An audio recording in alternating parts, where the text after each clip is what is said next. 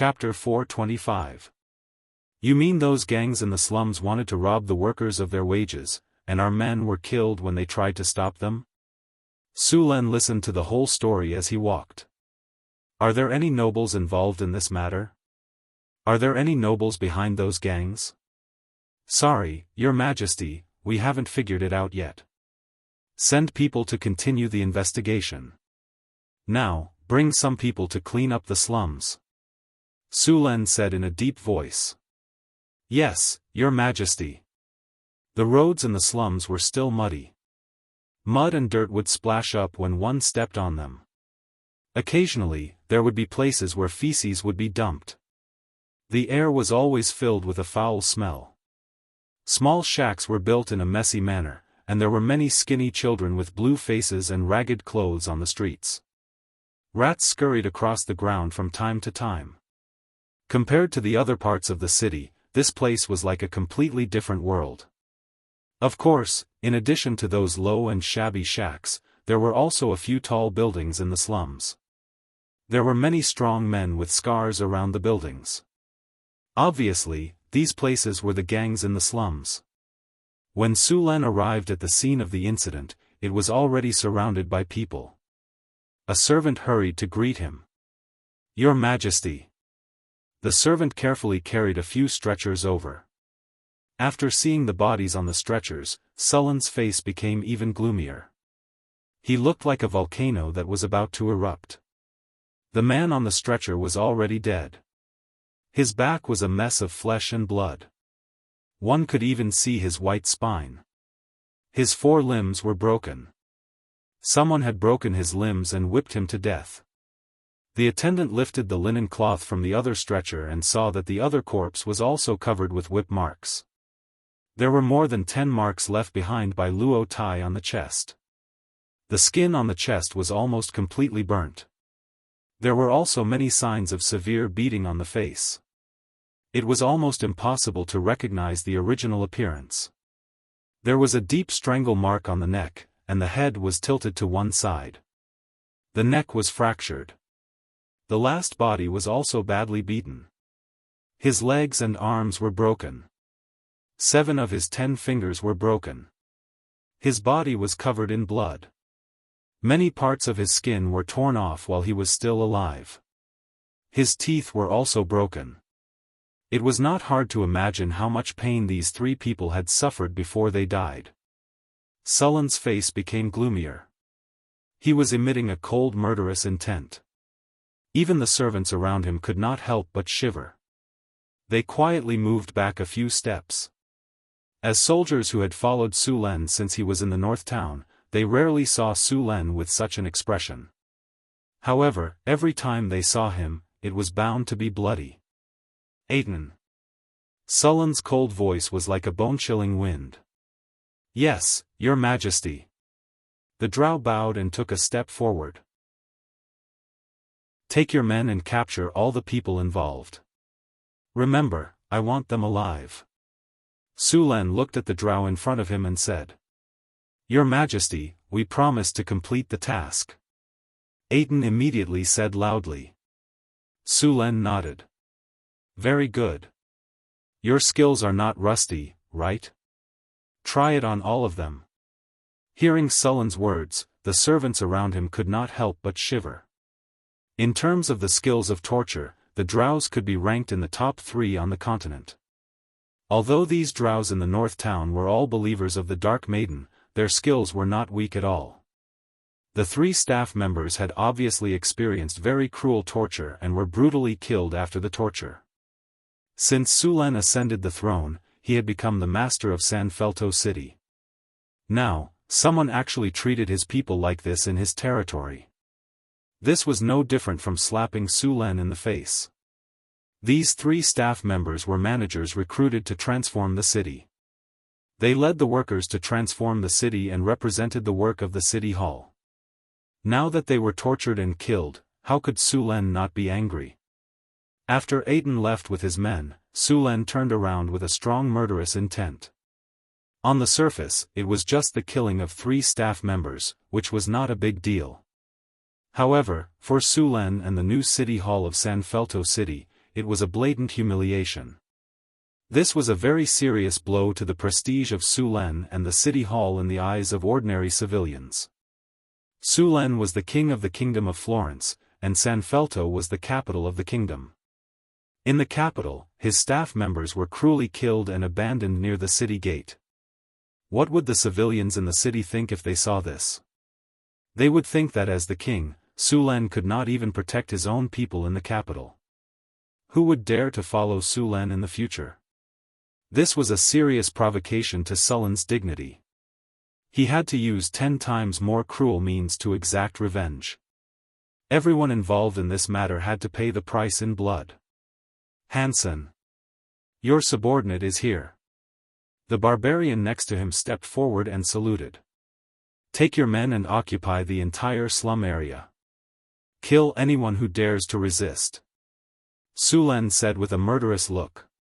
Blood could only be washed away with blood. Cain. Your subordinate is here. Take people and lock down the noble area. Don't let anyone in or out. Yes, Your Majesty. Su Len did not believe that these gangs in the city had no connection with the nobles in the city. It could be said that without the support of the nobles, these gangs would not be able to develop at all. Most of the time, the gangs in the city were the dogs of the nobles. They helped the nobles deal with things that they could not do in public. These gangs did a lot of illegal things in private.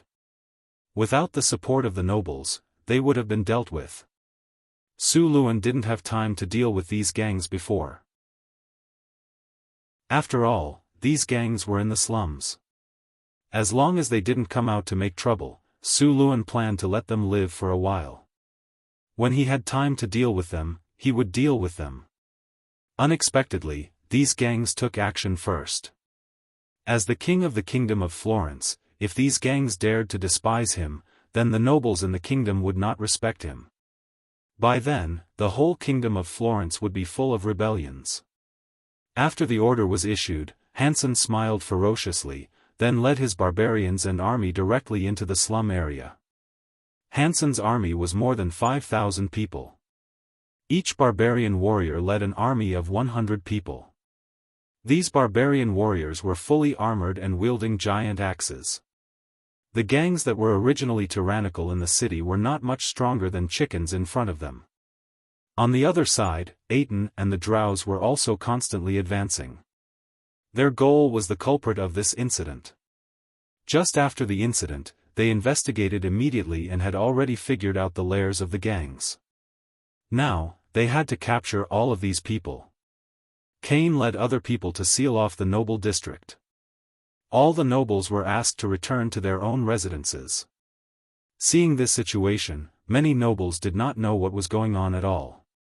At the same time, some nobles were very flustered. The slum area, the Black Dog Gang. This was a 3-story building. Compared to the surrounding shacks, it was like a crane in a flock of chickens. At this time, there was a sound of fighting in this house. Damn it! Run, those people are coming. Monsters, they are all monsters. Bang! A loud noise came, and one of the walls of the house was directly knocked down. A barbarian in heavy armor and holding a giant axe rushed in. As soon as he entered, he waved his giant axe and directly cut 2 gang members around him into 2 pieces. Flesh and blood splattered everywhere. Several gang members were so scared that they turned around and ran. The barbarian rampaged. Wherever he went, there was no enemy. Although these gang members were much stronger than ordinary people, compared to the barbarian, they were a group of weak chickens. Dealing with them was like chopping melons and vegetables. Only a few of the leaders' strength had reached the level of beginner or intermediate professions. As the army entered, the slum area was cleaned up bit by bit. The ordinary poor were hit and isolated. This time, Su Len was ready to completely clean up the slum area, but the ordinary people living here could not be ignored. These people would be temporarily placed in concentration camps. The next city construction would employ all of these poor people. Of course, before that, they still needed to catch the gang members hiding in the slum area. For the gang members who resisted, Sullen's order was to directly behead them. As for those who surrendered, they would be investigated and then dealt with according to the law. Those who had committed serious crimes would be directly killed. The rest would be assigned to various places according to their crimes until the end of their sentence. The slum area was not small.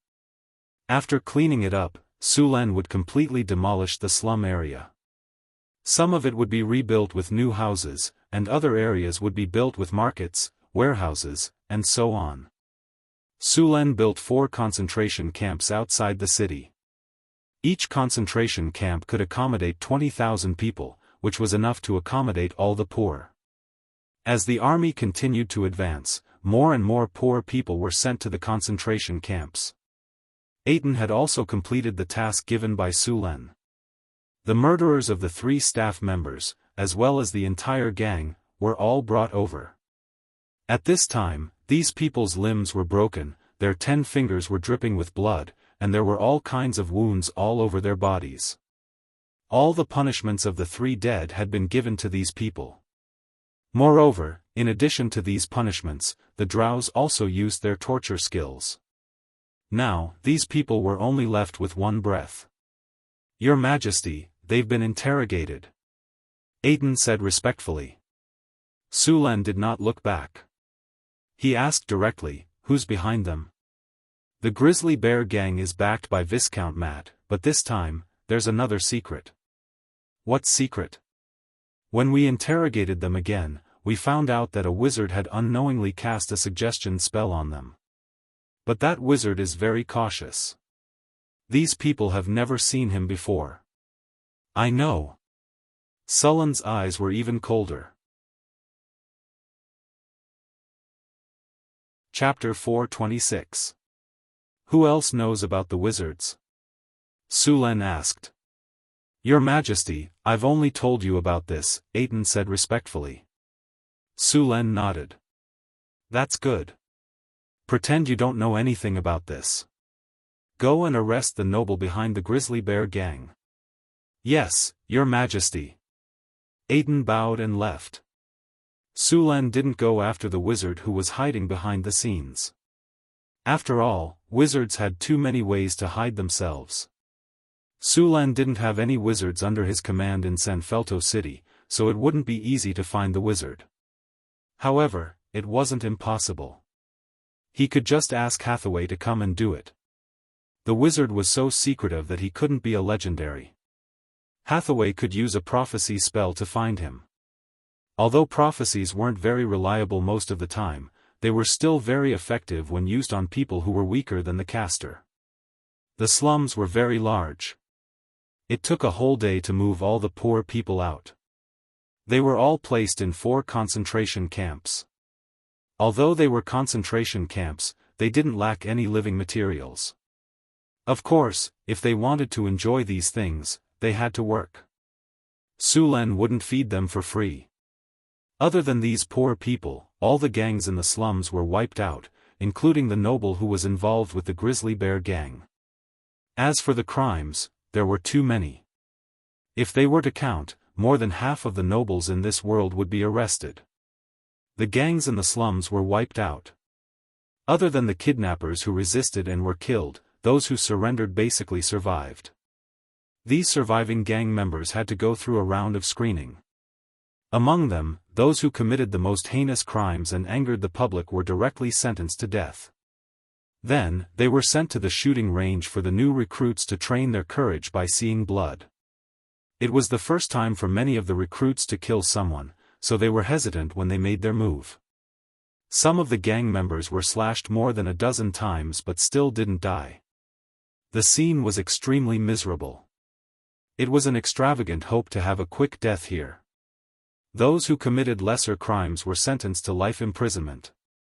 In Sullen's law, life imprisonment was not like the law in his previous life, where they were sentenced to prison for committing a crime. After that, the state would have to fork out a portion of the tax revenue to support these people. They would be able to eat their fill, wear warm clothes, and receive free medical treatment when they fell sick. In the end, the state would have to waste police resources to keep an eye on them. To the outside world, it was said that this was the spirit of humanitarianism and that criminals also had human rights. That would not work in Sulen. The laws written by his organization did not have such treatment. Those who committed serious crimes but did not deserve death were directly thrown into the mines. They would only be given food and daily necessities after mining a sufficient amount of ores every day. Those who did not work were just waiting for death. Human rights? Unfortunately, criminals had no human rights. Sulen had always felt that emphasizing human rights for criminals was completely condoning their crimes. You treat criminals as human rights, but what about the human rights of the victims? The victims did not break the law, but who cared about their human rights? In Sulen's previous life, he often saw reports of drunk driving car accidents on the news. The perpetrators would even threaten the victims to accept an apology by not paying compensation and issue a letter of understanding. High medical expenses could bring down a family. Many people succumbed like this, and then the perpetrators would be given a lighter punishment. In Sulen's eyes, this was simply ironic. One should not persuade others to do good without experiencing their pain. The number of gang members caught in the slums exceeded 3,000. Half of these people were convicted of serious crimes, such as crimes against the law, human trafficking, robbery, and murder. After confirmation, all of them were sentenced to death. The rest, except for some minor crimes, were thrown out to clean the streets and toilets, and the rest were all sent to the mines. At the same time, Sulen also found a lot of dirt on the aristocrats from these gang members. These gangs were inextricably linked to the aristocrats. Otherwise, how could these gangs survive? In the aristocratic district, in a luxurious aristocratic manner. Bang! An exquisite antique vase that had been passed down from the previous era was slammed to the ground. Then, an angry roar was heard, and the whole room seemed to tremble slightly. In the room, a middle-aged man with a strong body was angrily smashing things. Then, he grabbed the collar of the leader of the few people standing in front of him and roared, "Idiots, bastards, are you looking for death? Who told them to do it? Why didn't you stop those idiots? I really want to pry open your heads and see if it's filled with dog sh*t. You bunch of swine beasts. Don't you know what time it is now? That person has just ascended to the throne by force and is in a hurry to take care of us. Do you want to die faster? Are you rushing to hand him a knife? What do we do now? The outside has been blocked by his people. We can't escape now." The group of people standing in the hall broke out in cold sweat. One of the men who looked strong hesitated and whispered, "Your Excellency, this was done by the Grizzly Bear Gang. It has nothing to do with us." Bang! The strong man directly grabbed a lampstand and smashed it over.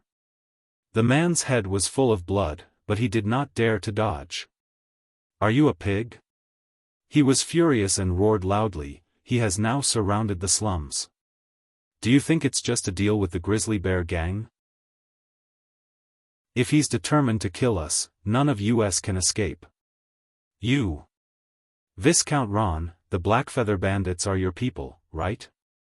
Over the years, at least 20 caravans have died in their hands. Those stolen goods were all sold in the slums. And you, Baron Taros, you've taken tens of thousands of Kinnur every year from Sanfilto's grey income, right? I heard that you recently robbed a merchant and killed all of them. And you. How many of you have shit on your butts? How many people in your family have never been stained with blood? Which family of yours doesn't have a representative in the slums? If he really pursues the matter, none of you can escape." A middle-aged man dressed as a noble next to him hesitated for a moment, then his expression turned cold. He said in a deep voice, "Should we strike first?" As he spoke, his right hand slammed down. Bang! The strong man grabbed the clothes rack next to him and smashed it, roaring, "Idiot, who do you think he is? A pig at the mercy of others? He killed a legendary devil the first time he entered the city. Who among the nobles in our city has the strength to do this? Can you invite a legendary powerhouse to take action? You should have seen his army.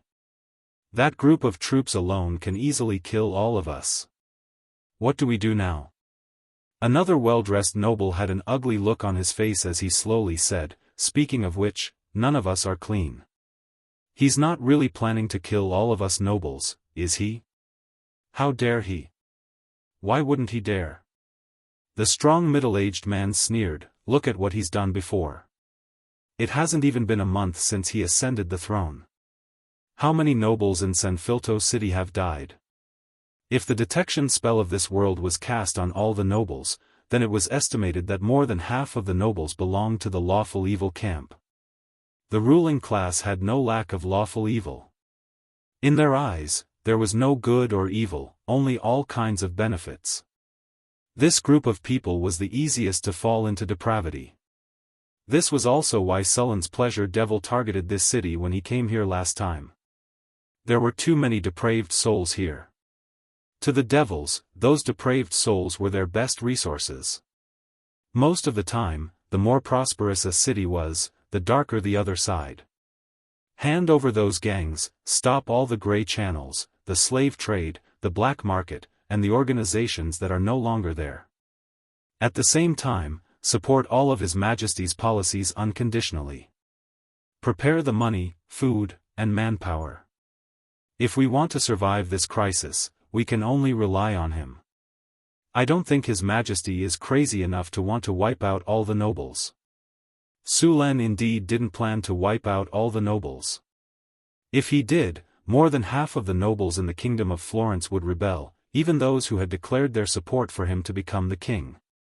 This time, Sulen planned to wipe out the nobles who had gone too far and warn the others. If he really wiped out all the nobles, then the entire Kingdom of Florence could only be wiped out city by city. Governing a city wasn't an easy task. Sulen wasn't a noble family with hundreds of years of history. He couldn't easily find a large number of managers to help him manage the city. Most of the time, he could only rely on nobles. After all, more than 95% of the human population was illiterate. It was difficult to find enough managers. Of course, Sulen had been cultivating talents for a long time. This time, he had wiped out all the gangs. In fact, it was a warning to the nobles. As he expected, after he wiped out all the gangs in the slums, many nobles began to express their goodwill to Sulen in various ways. These nobles began to actively cooperate with Sulen's orders. The efficiency of Sanfilto City also increased rapidly. After clearing out the slums, the next day, the buildings in the slums began to be demolished. Sulen had already made a plan for this area. In his previous life, real estate development was the most profitable business. The area of the slums was very large, and the bad areas would be built into houses for the poor to live in. The areas with convenient transportation would be transformed into markets. Chapter 427. After the cleanup, Sanfilto City quickly regained its prosperity. After the gangs were gone, the trading and living conditions were greatly improved. The city's sanitation reform was still ongoing, and the pace was significantly faster. It wasn't a good idea to keep tens of thousands of poor people in a concentration camp. If they didn't find something to do, there would definitely be trouble. Therefore, Sulen began to take out the basic reconstruction of Sanfilto City. Sulen knew the method of providing relief through work, which was very suitable for these poor people who had nothing. Public toilets and bathrooms were also built, and the streets were turned into cobblestones. The poor people would be paid for their work every day, and they would be able to eat their fill. To them, this was already very blissful. Many new houses would be built in the original slums, and these houses would be sold to the poor at a lower price. The building materials needed could be gathered by the poor people. The poor people would still be used to build the houses, and after the houses were built, they would be sold to the poor people. In this way, the money Su Len distributed to the poor people was once again recovered. It could be said that Su Len didn't spend any money and even made a small profit. He only paid a small price to complete the basic reconstruction of the city. After Marquis Savoy left San Filto City, he led the army back to Cult City. After he announced his loyalty to Su Len, the neutral nobles in the northern provinces of the Kingdom of Florence began to support Su Len. However, there were still a few cities that didn't accept Su Len. These cities were located in the northwest of the Kingdom of Florence. They were already at the border of the Kingdom of Florence. On the other side, they were connected to the Kingdom of Lorenza. The road to these nobles' territories wasn't easy. They had to pass through a mountain range. Because of the mountain range, it was much more difficult to conquer these territories. After 3 days of rest, Su Len ordered Marquis Savoy to lead the army to wipe out these territories. Under the leadership of the legendary knight, the morale of Cult's army soared. None of the rebellious nobles had legendary combat power. As long as Marquis Savoy arrived, it was only a matter of time before the rebellious nobles were dealt with. Su Len had someone send some falcons to the Marquis of Savoy so that he could use them to communicate. If anything unexpected happened, he could be notified immediately. When the Marquis of Savoy went to eliminate the rebellion, the first batch of officials and soldiers from the Northwind Dukedom arrived at San Filto. As soon as these officials arrived, they immediately immersed themselves in their work. Su Len was finally freed from his busy work. After Su Len reviewed the new law, it was passed and officially implemented. Of course, there were many imperfections in the law written in such a short period of time. However, it could be amended slowly as it was used. In addition to the most basic constitution, Su Len also established several branches such as criminal law, commercial law, and civil law. Because of the reinforcements from the Northwind Dukedom, Su Len also began to reform the tax system. In the past, he didn't change it because of the lack of manpower. Su Len didn't trust the previous tax officials in San Filto. If the new tax system allowed them to collect taxes, there would definitely be many problems in the end. Before he had people he could trust, Su Len wouldn't reform the tax system. This time, the biggest change in the tax system was that the nobles were included in the list of taxpayers. In the past, the nobles didn't pay taxes. Not only did they not pay taxes, but their caravans and shops also didn't pay taxes. Su Len wanted to teach them one thing: in this world, birth, death, and taxes were unavoidable. The nobles enjoyed many privileges. If their taxes were abolished, there wouldn't be much money left in the national treasury. After the officials from the Northwind Dukedom arrived, Su Len sped up the construction of the prison. He planned to let the officials experience the prison after it was completed. With the prison, the corruption and dereliction of duty of the officials could be guaranteed. "What's this?" Phyllis asked, pointing at the drawing on the table by Su Len. "Water pipe design." Su Len didn't even raise his head. He focused on the drawing in his hand. "What water pipe design?" "Water pipe design." Su Len repeated. After getting used to the convenient water in the Northwind Dukedom, Su Len felt very uncomfortable after coming to San Filto. "What's this for?" Phyllis asked curiously. Su Len put down the quill and poured himself a cup of tea. "This is the water supply system of the Northwind Dukedom. You've seen it in the Northwind Dukedom. Do you want a cup? I added ice, lemon juice, and sugar. It tastes good." "No need." Phyllis waved her hand. She didn't like the bitter taste of tea. She preferred milk. "I asked someone to bring you today's lunch. Try it and see if you like it." As she spoke, Phyllis took out the fragrant food from the lunchbox. The lunch was very sumptuous. There were grilled fish, steak, lamb chops, vegetable salad, fruit platter, and so on. Phyllis and Su Len enjoyed the lunch together. After the sanitary pads in San Filto were improved, Su Len began to try to improve the living standards of the city. First of all, the water system could greatly improve the happiness of the residents.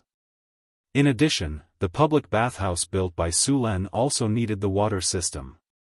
Otherwise, it would take a lot of time to transport water to all the public bathhouses in the city. There were many benefits to using tap water. Commoners in this world usually went to the river or the well to draw water. Then, they would store a tank of water at a time and use it slowly. Because the tank was rarely cleaned, most of the time, the water in the tank was not very clean. If you looked carefully, you would find a layer of green caterpillar-like things floating in the water tank. In fact, those were algae. Sulen's water supply system this time was a water tower. This method was much less work than the overhead aqueduct. The water from the river outside the city was pumped to the water tower, and then the water was sent to every house through the pipes. Of course, the power problem was solved with spells. In fact, there were many spells that could be used to replace the pump. The simplest one was to use a whirlwind to draw water from the river. This required a simple rune magic circle and an energy crystal to drive it. As long as the energy crystal was replaced in time, the system could be used continuously. Water pipes were either made of iron or copper. Iron pipes had to be treated with anti-rust treatment, or they would be scrapped in a few years. Copper pipes were good, but they were currency. Su Len was worried that someone would steal them and make them into currency. As for silver, there was no need to mention it. However, in this world with magic, this kind of thing was easy to solve. It was not too difficult to just add some anti-rust treatment to iron pipes. There were many ways for wizards to do this. In this way, it would be much easier to build a water system. As for the power source, Su Len planned to use the element pool to replace it. The second problem was the lighting of the palace. Although there were magic lamps in this era, they were rarely used in other places except for the wizard tower. Even the palace used candles. Su Len planned to install magic lamps in all the palaces. The cost of magic lamps was not high. The main problem was the power source. However, since Su Len planned to build the element pool, the power source problem was solved. You drew a tower? Phyllis sat on Sulen's lap. A pleasant smell enveloped the tip of her nose. Yes, this is a water tower. It is used to store, purify, and filter water. The water in this tower is sent to thousands of households through pipes. This is different from the one in Northern Town, Phyllis asked curiously. The one in Northern Town uses an elevated aqueduct. This one requires magic, Su Len explained. Then what is this drawing? Phyllis asked, pointing at another drawing. This is a blast furnace used to make iron. Su Len pointed at the drawing and said, this one is hollow. It is used to store fuel and ores. I improved it by combining the dwarves' blast furnace technology. Su Len had seen the blast furnace made by the dwarves in the underground world. To be honest, the blast furnace made by the dwarves was almost the same as a blast furnace except for the smaller capacity and lower temperature. If not for the lack of better materials, the dwarves would have built a bigger blast furnace. However, this was not a problem for Su Len. The dwarves did not have good refractory materials, but the wizards did. The new blast furnace was nearly 8 meters tall and could produce 2 tons of iron at a time. The furnace body was in the shape of a tower, with an inner diameter of 3 meters. To prevent it from collapsing, there was a supporting frame at the bottom. The walls of the furnace were thin at the top and thick at the bottom. The belly of the furnace was half a meter thick. The innermost layer was made of Soraya's fire-resistant bricks, and there was a circle of air supply. The air was pumped into the belly of the furnace by manual blowers or hydraulic blowers. In addition to this blast furnace, Su Len also made a feeder, which was a climbing rail and a movable feeder at the bottom. The feeder would climb to the top of the furnace under the traction of manual blowers or hydraulic blowers. The buckle at the bottom of the feeder would be put in by a hook, which would open the outlet and pour fuel or ores into the furnace. In fact, This thing had been in the dwarves' hands for a long time. Sulan just made some simple modifications and moved it here. The method used to make iron in Sanfelto City was relatively backward. With this blast furnace, the production efficiency had increased several times. As long as a few blast furnaces were built according to the drawing, the production of pig iron in Sanfelto City would increase exponentially. Sulan was planning to expand his army, so he needed a large amount of iron to make equipment. In addition to this blast furnace, Sulan also planned to build a blacksmith workshop to produce equipment in a better way.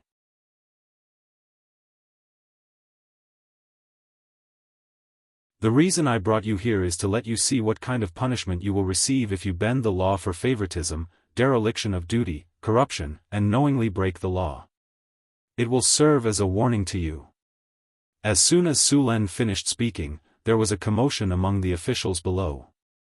These officials were all former officials of Sanfelto City. According to the conduct of the nobles, one could imagine how professional these people were.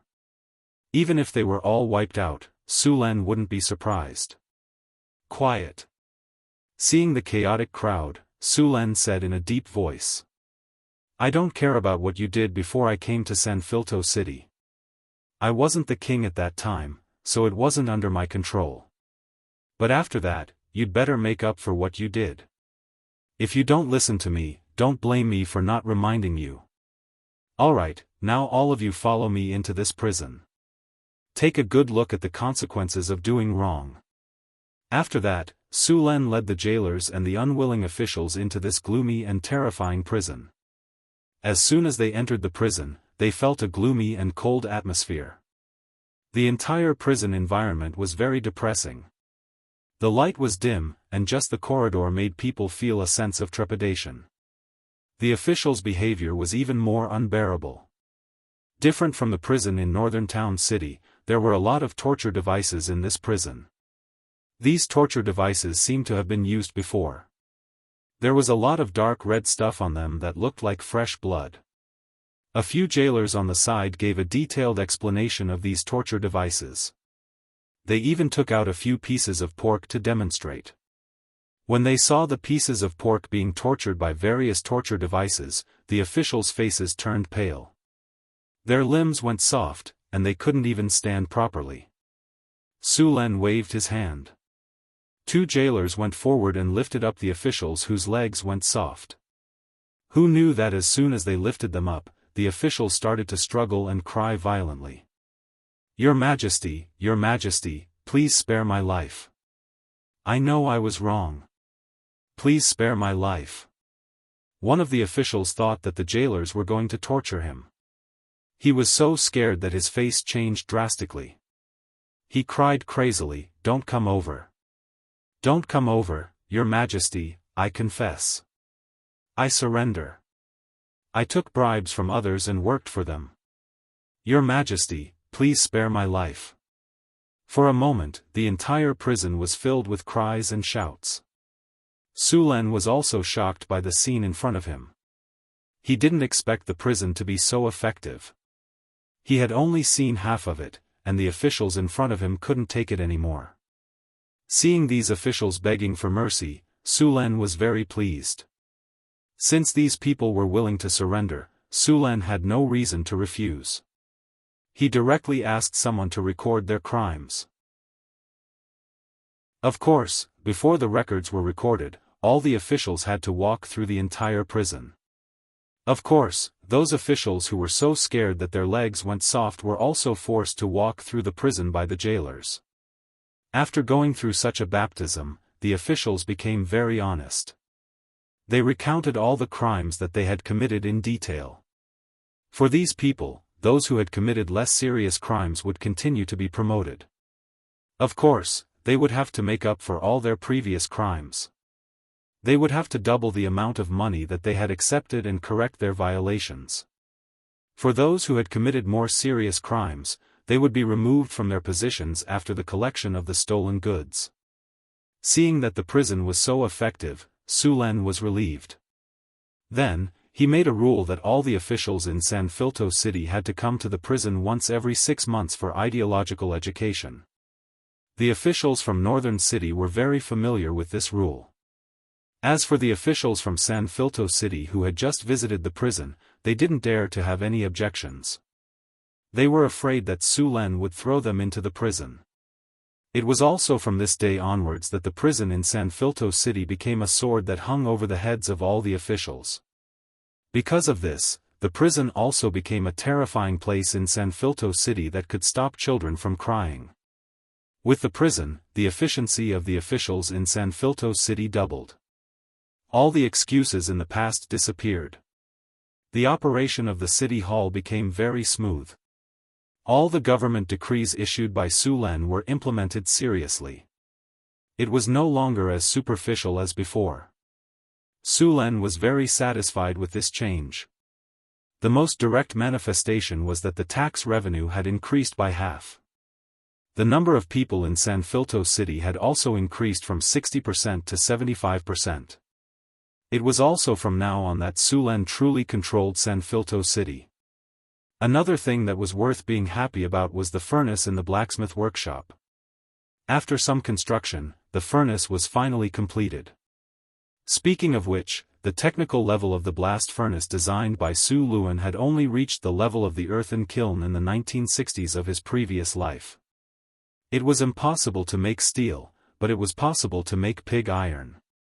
The furnace in the blacksmith workshop was erected in the backyard. The furnace was made of refractory bricks and was cylindrical in shape. However, the two ends were slightly thinner. The furnace in front of him was 6 meters tall. It wasn't built according to the blueprint of 8 meters tall. The main reason was that the workers weren't skilled enough. However, a 6-meter tall furnace wasn't small. This furnace was filled with ores and dyes. It could produce thousands of pounds of pig iron in one steelmaking.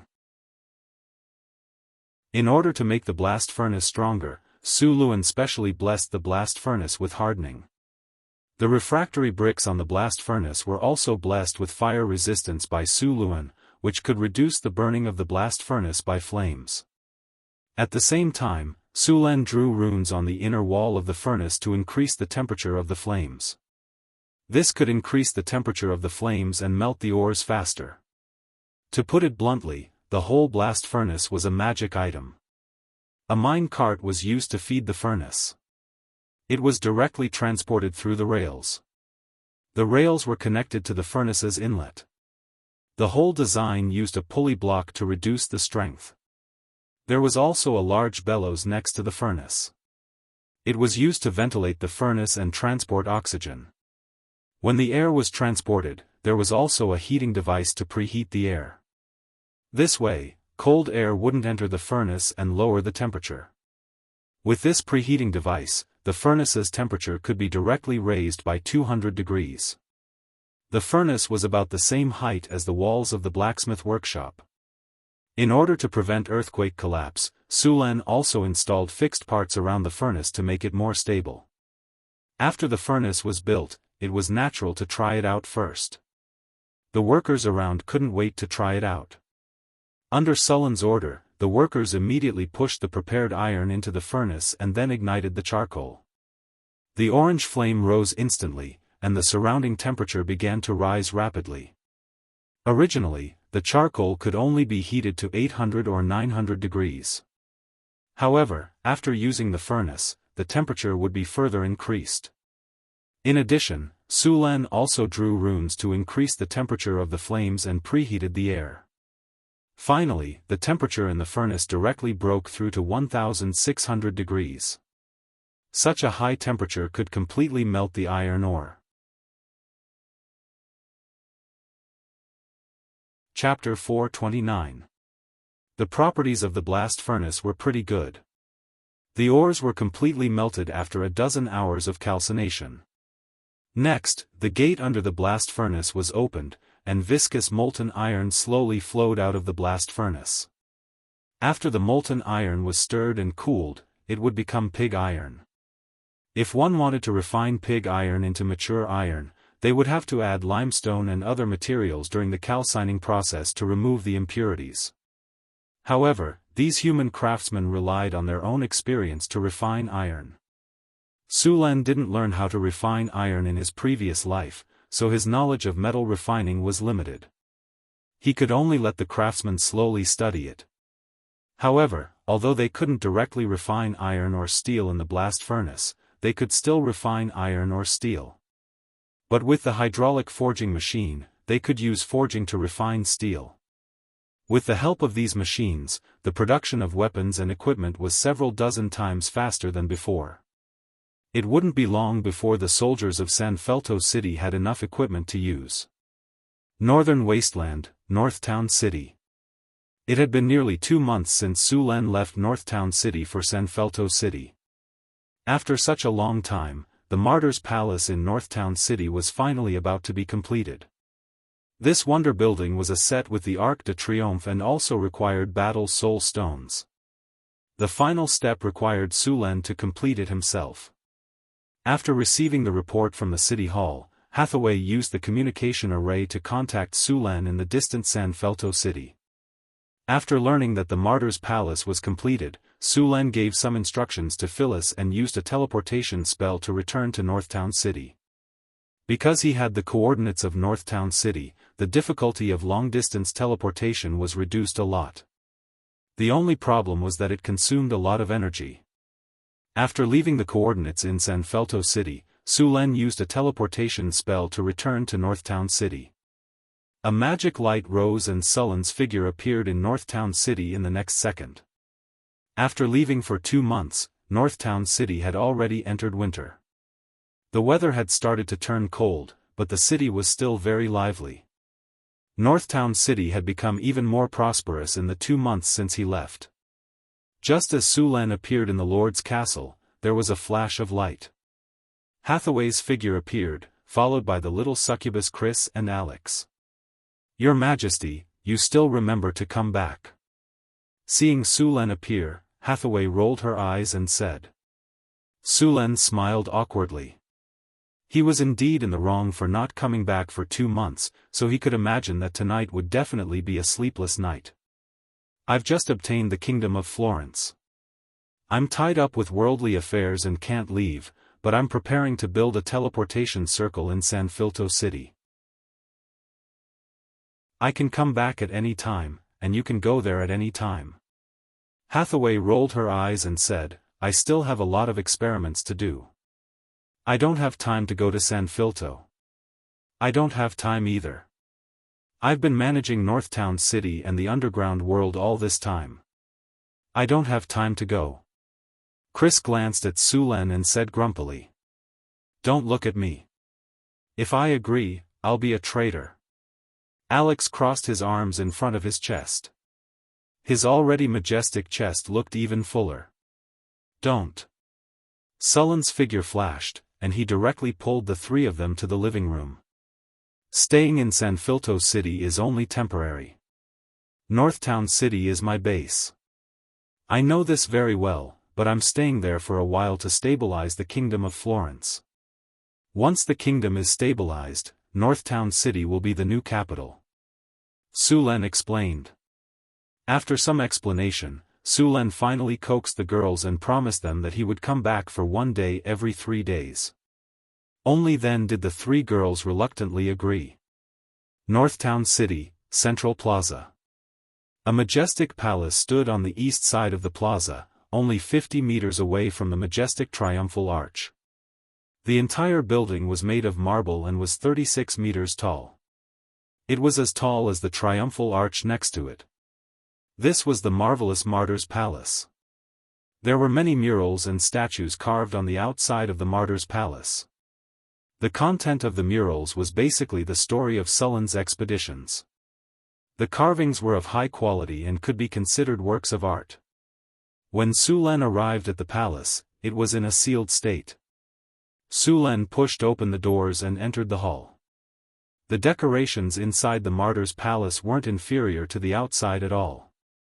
The reliefs, murals, and statues were all very beautiful. Su Len went to the center of the Martyr's Palace.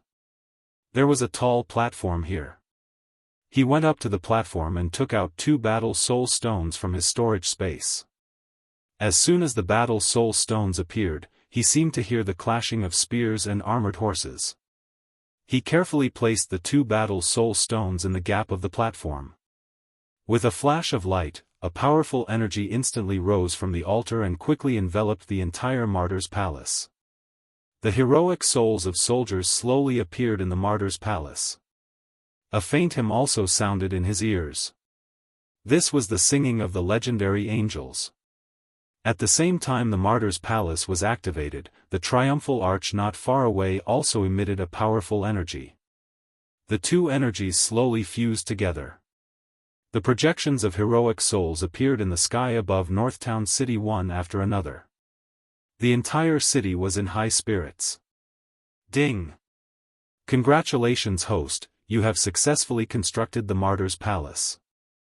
A triumphal arch has been detected in the surroundings. The martyr's palace and the triumphal arch have combined. Martyr's palace, a sacred palace made of marble and battle soul stones to consecrate heroic spirits and war souls.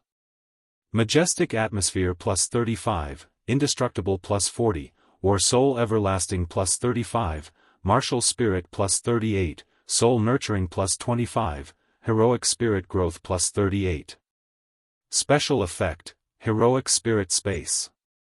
Summon heroic spirits. Heroic spirit space, this is a special space. War souls and heroic spirits can hibernate, grow, and recover their strength in this space. Summon heroic spirit, summon heroic spirits to assist in battle. Heroic spirits will return to the heroic spirit space after death. Su Len wasn't surprised when he saw the martyr's palace's attributes. From today onwards, the soldiers of Northwind Dukedom would be reborn in the heroic spirit space after death. These war souls would also slowly grow. After some time, these war souls would slowly level up to heroic spirits. With the martyr's palace, the soldiers of Northtown City would be even more fearless. After the martyr's palace and the triumphal arch were combined, the heroic spirit space doubled in size. At the same time, it gained a new special effect, the War God's Blessing. War God's Blessing. In cities or regions blessed by the War God, the chances of newborns becoming excellent warriors are increased. Newborns will naturally gain +1 strength. After seeing the effects of the War God's Blessing, Su Len was so happy that he couldn't close his mouth. All newborns gained +1 strength. This was an area of effect. This special effect was very similar to the Sky Garden's elemental land. The only difference was that one increased the aptitude of a wizard, while the other increased the aptitude of a warrior. With these 2 special effects, Northtown City would have an endless supply of wizards and warriors. At the same time, more and more people would be willing to live here. The completion of the martyr's palace caused quite a commotion. All the churches in Northtown City sensed the powerful energy. They all came out to take a look. After seeing the martyr's palace, these churches were also shocked. They raised Sullen's strength by another level. After completing the construction of the martyr's palace, Su Len let out a breath of relief. He then returned to the Castellan's palace to attend the welcoming banquet. It was a silent night. The first rays of the morning sun shone into the room. Su Len slowly woke up from his deep sleep. Su Len had gotten a lot of satisfaction last night, so he slept until noon before waking up. There was still a faint fragrance lingering at the tip of his nose, and his fingertips seemed to still have the soft and delicate touch from last night. The bodies of the women were like octopuses wrapped around his body, and even the messy traces of last night's madness could still be clearly seen. Thinking back to last night's madness, Su Len was still reminiscing about it. Coupled with the seductive bodies around him, his body became erect again. Last night's battle between the 3 heroes didn't tire him at all. Under his thunderbolt spear, the 3 women were utterly defeated. They even had to call their 2 maids over to defend against Sullen's attacks. Originally, their alliance was still very strong. Su Len couldn't break through for a long time. In the end, he had to use his plasma cannon to break through the situation. With the support of the thunderbolt spear, Su Len charged back and forth. The women's alliance crumbled in the end. Of course, they were defeated with honor. In the end, under Sulen's ultimate skill, they could only wait to be slaughtered. It could be said that they suffered heavy casualties. Su Len struggled to get out of bed. He had a simple breakfast and then went to the new city located in the west of the northern citadel. The new city was 50 kilometers away from the northern citadel. With sullen speed, he arrived here in no time. After not seeing each other for 2 months, the new city had changed a lot. The low and simple camp had disappeared and was replaced by a city wall. The city wall was 8 meters tall and 4 to 6 meters thick. Therefore, the city wall was made of bricks and rocks. The wizards then used mud to stone to create this solid city wall. Other than the city wall, many houses were built in the new city. Now, the workers here were living in the new houses. When Boulder and Johnson knew that Su Len had come here, they quickly brought people back. During this time, the two of them had been in charge of the defense of the new city. The bandits and monsters around the new city had mostly been cleared. A large number of monster slaves were also captured here. Currently, there were 5,000 to 6,000 residents in the new city. Its purpose was to protect the trade route and increase the population. With the increase of immigrants, this city would soon develop as the only way to reach the northern citadel.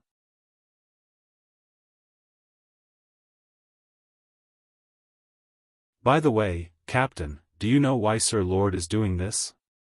The captain next to him knocked on the soldier's head. Mind your own business. Don't ask what you shouldn't ask. Oh. The soldier shrunk his head and nodded. The captain turned around and continued to observe the dog-headed people outside. However, he thought to himself, how would I know what Sir Lord is going to do? Under the cover of the night, hundreds of dog-headed people quickly found their way to the vicinity of the city walls. They searched near the city walls for a while, and soon found a sewer. The sewer was not large, but it was connected to the moat outside the city. The sewer was not large, and an adult would not be able to get in at all. However, it was not a problem for the short dog-headed people. A few dog-headed people got into the sewer, and then crawled out along the sewer. Soon, the dog-headed people climbed along the sewer to the edge of the city walls. The sewer of the city would lead to the moat, and then flow out from the moat. However, there were not many of such sewers. They had already seen the moat, but in the end, there was an iron fence that was as thick as a finger at the point where the sewer was connected to the moat. Seeing that they were about to escape, but they were blocked by the iron fence, the dog-headed people were enraged. Bang! A strong dog-headed person slammed the iron fence hard. In the end, something shocking happened.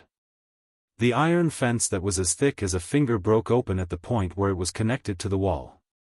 Seeing this, the dog-headed person was overjoyed. He grabbed the iron fence with both hands and shook it hard. As the rubble on the wall slid down, the iron fence blocking the exit of the sewer was pushed to the ground with a clang. It's open! It's open!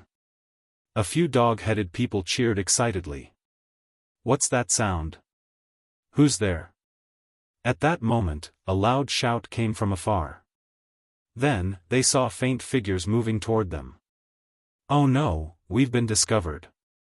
Let's go. Seeing those figures, the dog-headed people immediately panicked. Don't panic, there's still time. The sewer is open.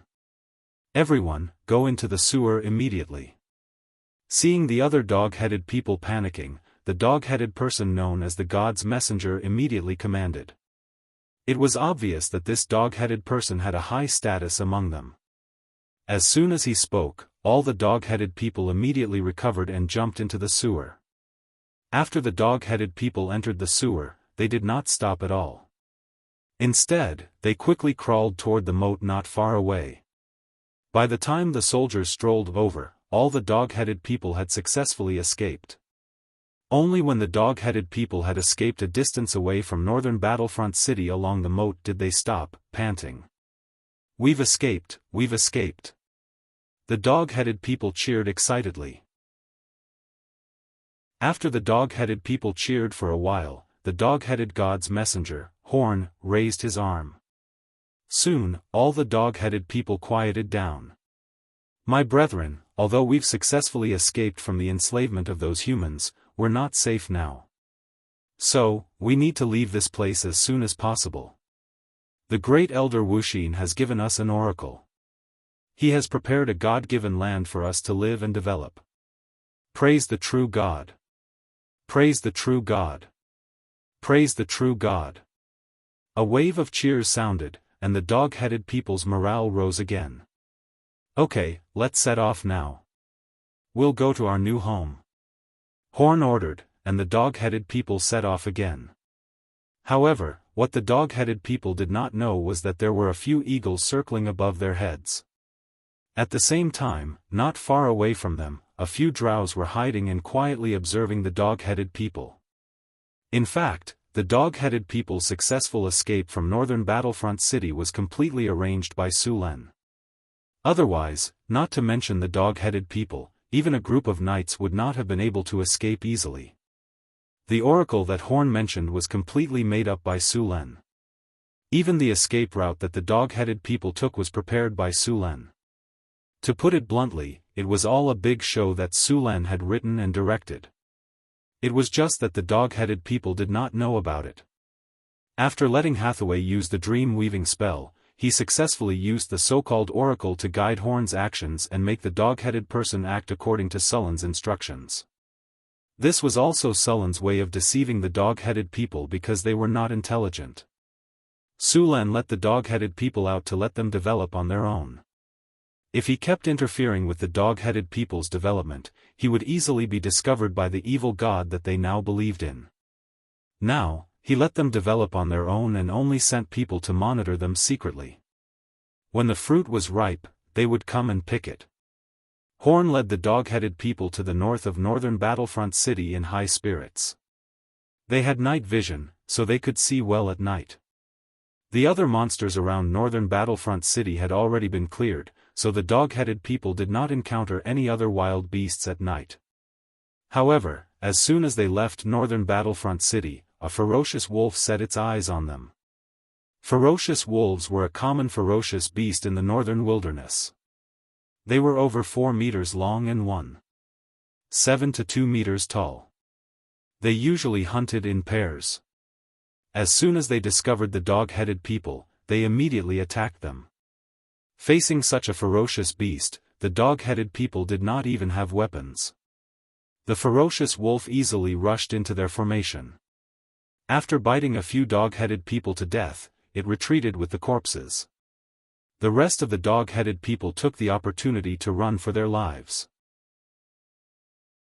Fortunately, the ferocious wolf did not continue to chase after them after finding food.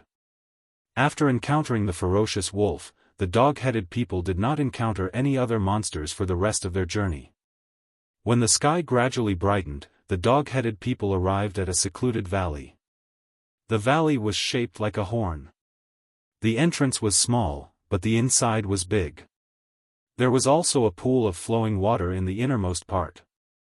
There were also some statues and stone carvings not far from the pool. This valley was a ruin discovered by Sulen. The area of the valley was not big, but it was the perfect place for the dog-headed people to nest. After being enslaved in northern Battlefront City for a long time, these dog-headed people had learned how to grow potatoes and other crops. Although they could not be compared to humans, it was not a problem for them to feed their small tribe. After arriving at the valley, Horn finally let out a sigh of relief. This was the God-given land that the god in his dream told him about. After arriving at the valley, all the dog-headed people quickly began to build under Horn's command. In order to let them develop more believers, Sulen purposely drove the surrounding dog-headed people and goblins to this area. As the evil god's priest, Horn naturally absorbed these goblins and dog-headed people. At this rate, this tribe that believed in the evil god would rapidly grow.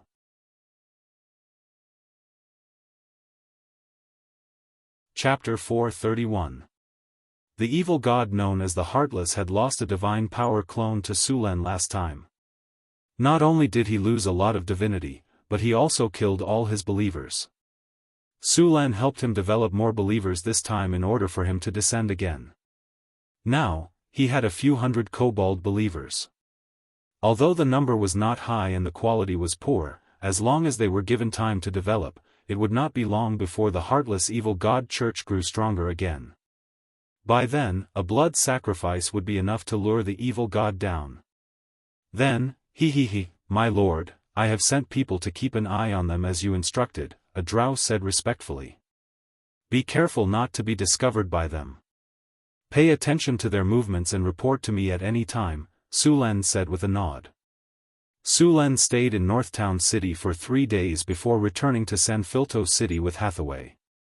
This time, Hathaway came here to build an elemental pool and a teleportation portal in Sanfilto City. The elemental pool and the teleportation portal were not cheap. It would probably cost a few million kinnar to build. Fortunately, the kingdom's treasury in Sanfilto City had not been robbed. There were almost 1 million kinnar in it. In addition to the treasury, Sulen also plundered a lot of kinnar from the exterminated nobles. These nobles had a history of more than a dozen generations. They were all very rich. Their combined wealth was more than the royal family's wealth. Although some of it was used for the demolition and sanitation in Sanfilto City, there were still a few million kinnar left. It was just enough to build the elemental pool and the teleportation portal. After returning to Sanfilto City, Sulen and Hathaway found Phyllis. Although he had not been here for 3 days, the nobles in Sulen City were very obedient. Sulen's previous massacre had frightened them. Even if he was not here, the nobles would not dare to do anything. You mean you want to build a teleportation portal and an elemental pool here? Phyllis's eyes lit up. Yes, I'm going to build a teleportation portal between here and Northtown City, Sulen said with a nod.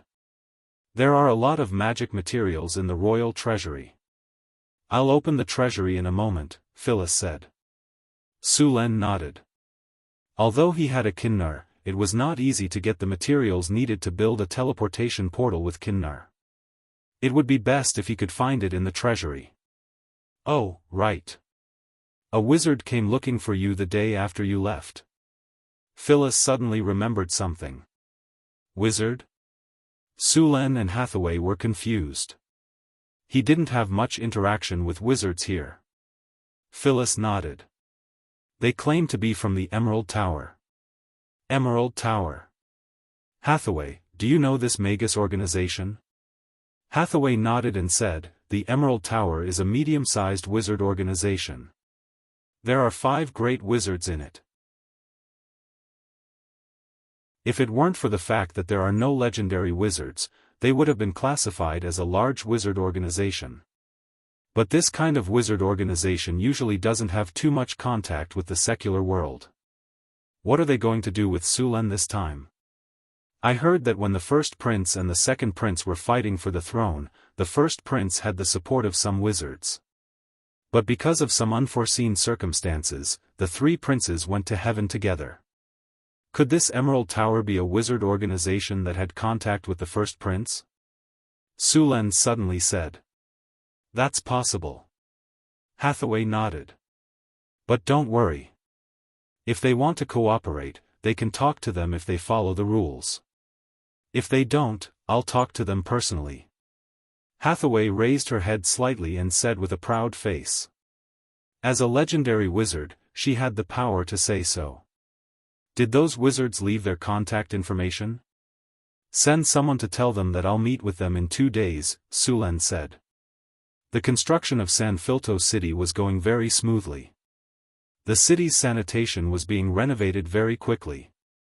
Now, there was very little garbage in Sanfilto City. Most of the roads had been replaced with gravel roads or stone slabs. The old and dirty slums had also changed greatly. The original shacks were all demolished, and houses were rising from the ground. Other than these, Sulen's construction of the city's water supply system was also progressing. In order to ensure the water supply of the entire city, it was not enough to rely on just one water tower. Su Len divided the entire city into districts, and then built 1 or 2 water towers in each district to supply water. Su Len had already completed the blueprint and divided the districts. The water towers were already under construction. The water towers were made of iron armor and were in a triangular shape. When it was completed, a layer of stone would be wrapped around the tripod. At the top of the tower was an iron bucket with a diameter of 3 meters and a height of 4 meters. The iron bucket was made of ordinary metal, but the metal had been treated with a special spell to become rust-proof. There was also a rune circle inside the water tower that would generate a whirlwind rune to draw water from the underground or the river to the tower. Other than these functions, the tower also needed to be engraved with a purification rune circle to purify the water before it could be drunk. In this way, each water tower would need to be connected to the elemental pool and be powered by the massive energy of the elemental pool. Other than these, the water pipes also needed to be treated with anti-rust treatment. Hathaway had made a kind of anti-rust paint before. As long as it was applied to the metal pipes, they would not rust. Other places could be left alone, but the palace needed to be installed as soon as possible. On the 3rd day after Sullen's return, 2 wizards came to see Su Len. Su Len asked someone to bring them to the palace. "Hello, Your Majesty." A tall wizard bowed to Su Len. "Welcome to Sanfilto City." Su Len smiled. "Please have a seat." The 2 wizards sat down, and the leading wizard continued, "In less than 2 months, Sanfilto City has changed a lot from the last time I was here. I've traveled to many cities before, but most of them were filled with a foul smell. The roads were muddy, and there was garbage everywhere. It was completely different from the current Sanfilto City. Your governance is the best I've ever seen. This is nothing.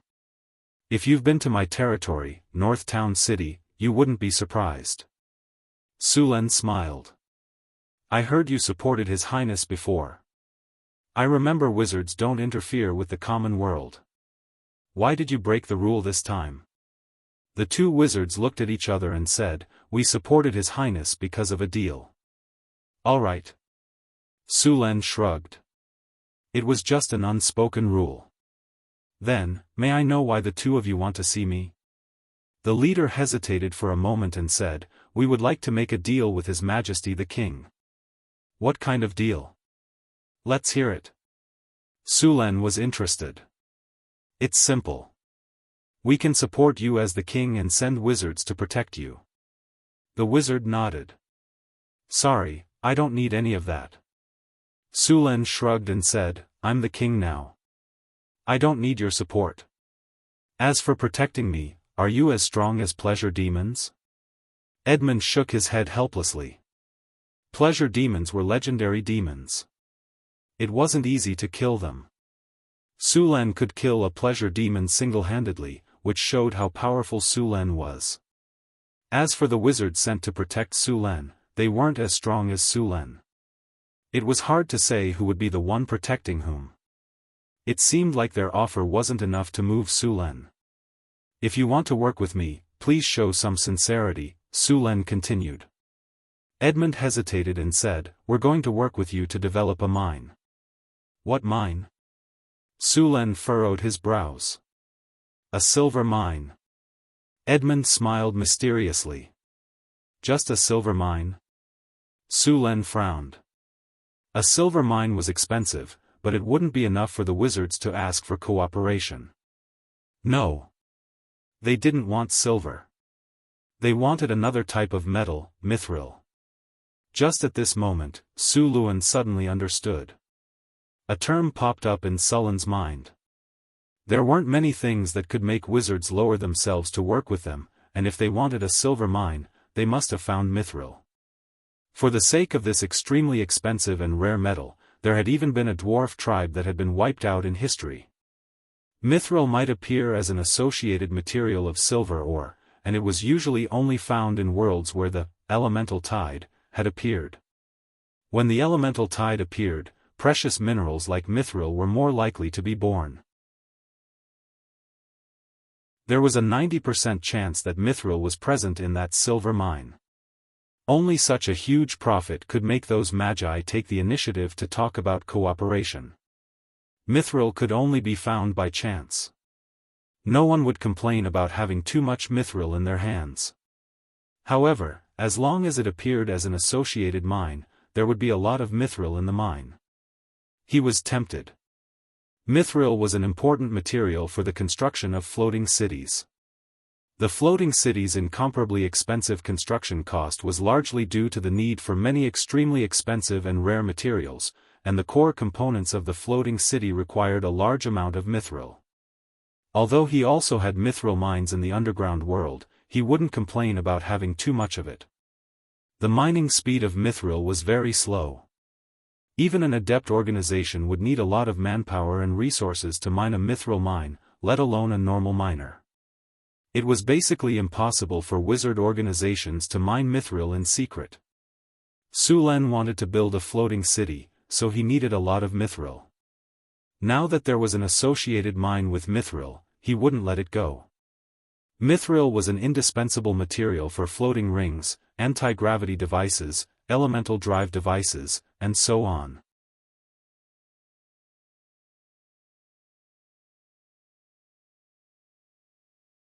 They preferred to use their time on research and all kinds of experiments.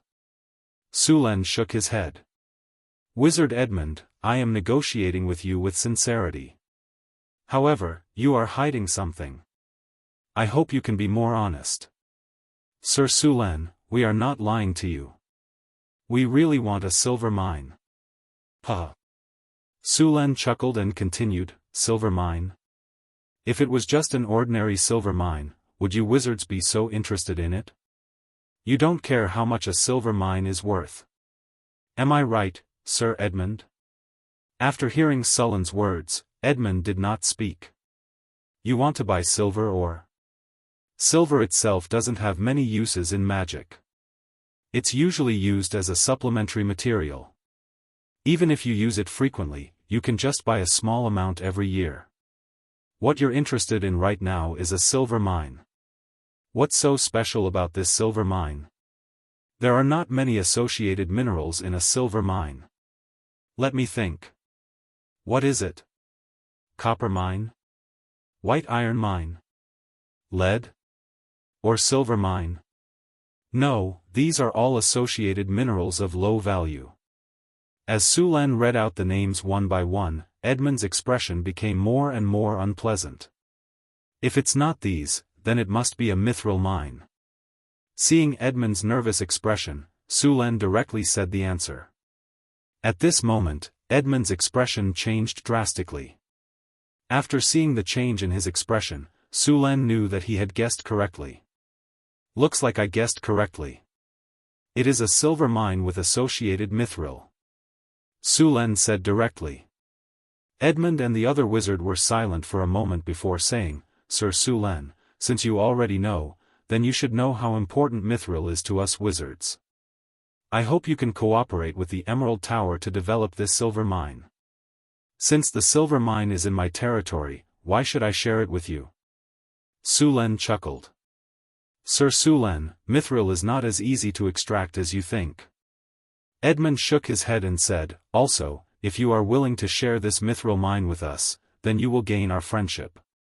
Su Len knew how difficult it was to extract mithril. It was said that this metal was first extracted by the dwarves, but the dwarves' method of extracting mithril was very troublesome. The mithril mined in the underground world in Northern Town would take at least a week or more to extract, and the amount extracted was very limited. As for the mithril ores that were refined by wizards, the production and speed had indeed increased. However, only Hathaway and Alex knew how to refine mithril ores. It would take too long to extract mithril, and both of them had things to do. They couldn't spare a lot of time to extract mithril. At this moment, Hathaway walked out from the back of the palace. Su Len, the things on this list are missing. We need to order them quickly. Alright, I'll send someone to buy them later. Su Len said with a smile. Are they your guests? Hathaway glanced at the two wizards and asked. Yes, they want to develop mithril with us. Sulen nodded.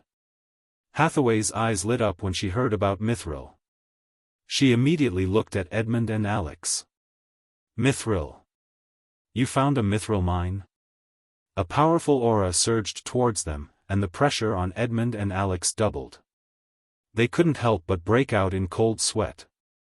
However, at this moment, they were sure that this extremely young witch in front of them was a legendary figure. They were shocked beyond words. Greetings, esteemed witch. We did find a mithril mine. Really? Hathaway looked at Sulen. Sulen nodded. That's great. It's a mithril mine. Calm down, Hathaway. The mithril mine is right there. It won't run away. Sulen comforted her.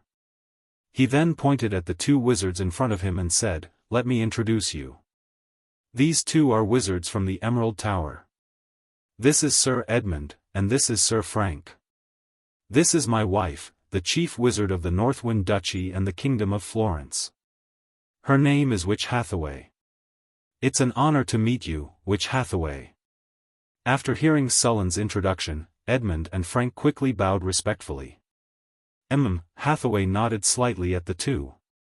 The two wizards were not dissatisfied with Hathaway's attitude. It was already good enough that a legendary wizard greeted them. It's not impossible for the Emerald Tower to develop the mithril mine with us. Sulen smiled and continued, "You'll be responsible for extracting the mithril, and I'll be responsible for sending people to mine it. In the end, I can make the decision and give you 10% of the mithril." Sir Sulen, 10% is too little. The Emerald Tower can't agree to this. Edmund rejected Sulen's request immediately, 50%. We want 50% of the mithril. 50%? Do you want to eat sh*t? Sulen rolled his eyes. Sir Edmund, you have to understand that the mithril mine is mine. You're only responsible for extracting the mithril. You're not the only ones who know how to extract mithril. Sulen said coldly. Please correct your attitude. Otherwise, I can change my business partner at any time. Then we want 40%. Edmund said, 10%. That's it. Sulen shook his head and refused. After that, Sulen and Edmund bargained fiercely. In the end, both sides decided to split the mithril 80%. Sulen would take 80%, and the Emerald Tower would take 20%. Other than extracting the mithril, the Emerald Tower also needed to send some people to be the spell consultants of the Kingdom of Florence. To put it nicely, they were spell consultants. In reality, they were a group of wizard workers who came here to assist Hathaway and perform all kinds of basic work in Hathaway's laboratory. The basic work of a legendary wizard's laboratory was very attractive to these wizards. Sulen didn't have to spend much money at all. These wizards were all fighting for it. As far as they were concerned, if they could work as assistants in a legendary wizard's laboratory, they would be more than happy to be taught by a legendary wizard. Suren successfully recruited a group of wizard laborers at a price that was almost as cheap as cabbages. With these workers, many of the transformation plans in Sanfelto City could be carried out. With them, the construction of various runic matrices would also be easier, which would greatly reduce Hathaway's workload. Other than these benefits, Sulen and Hathaway agreed to participate in the Emerald Tower's academic exchange. At the same time, they could also buy various magic materials through the Emerald Tower. Even the Emerald Tower's spell knowledge could be exchanged for equivalent value. Of course, although they said that they wouldn't keep the precious spell knowledge, they would definitely keep some of it. Sulen and the others would do the same. Even so, they could still exchange for a lot of new spell knowledge.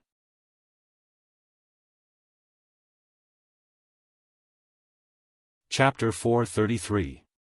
After discussing the distribution agreement, the higher-ups began to discuss more details.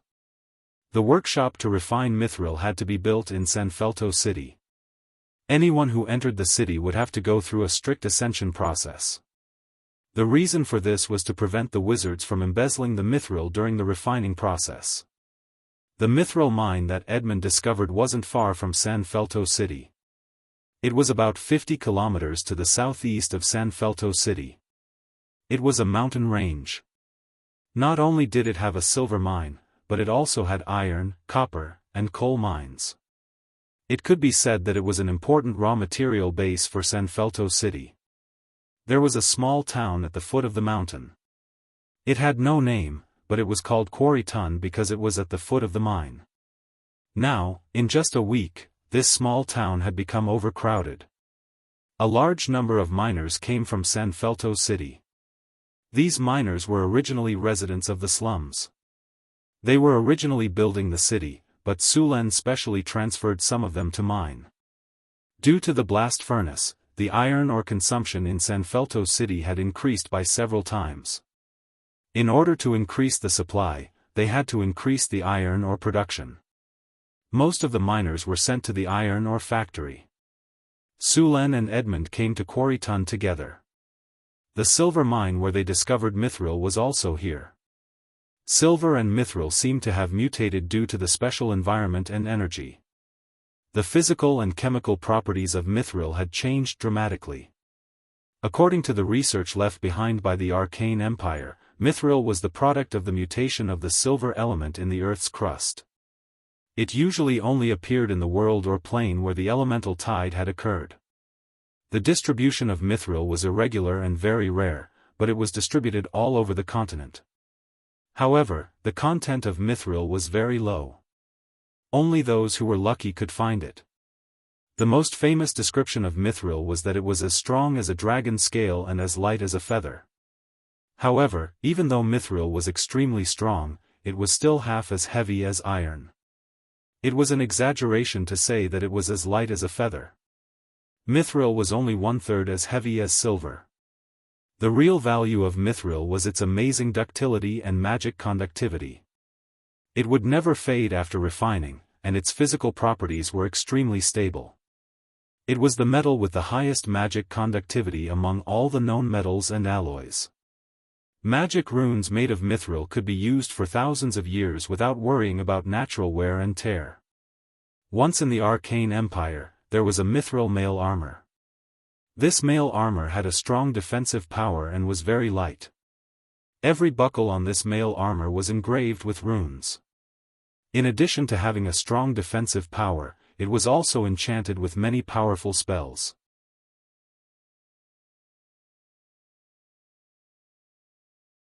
Metals like silver would oxidize in the air.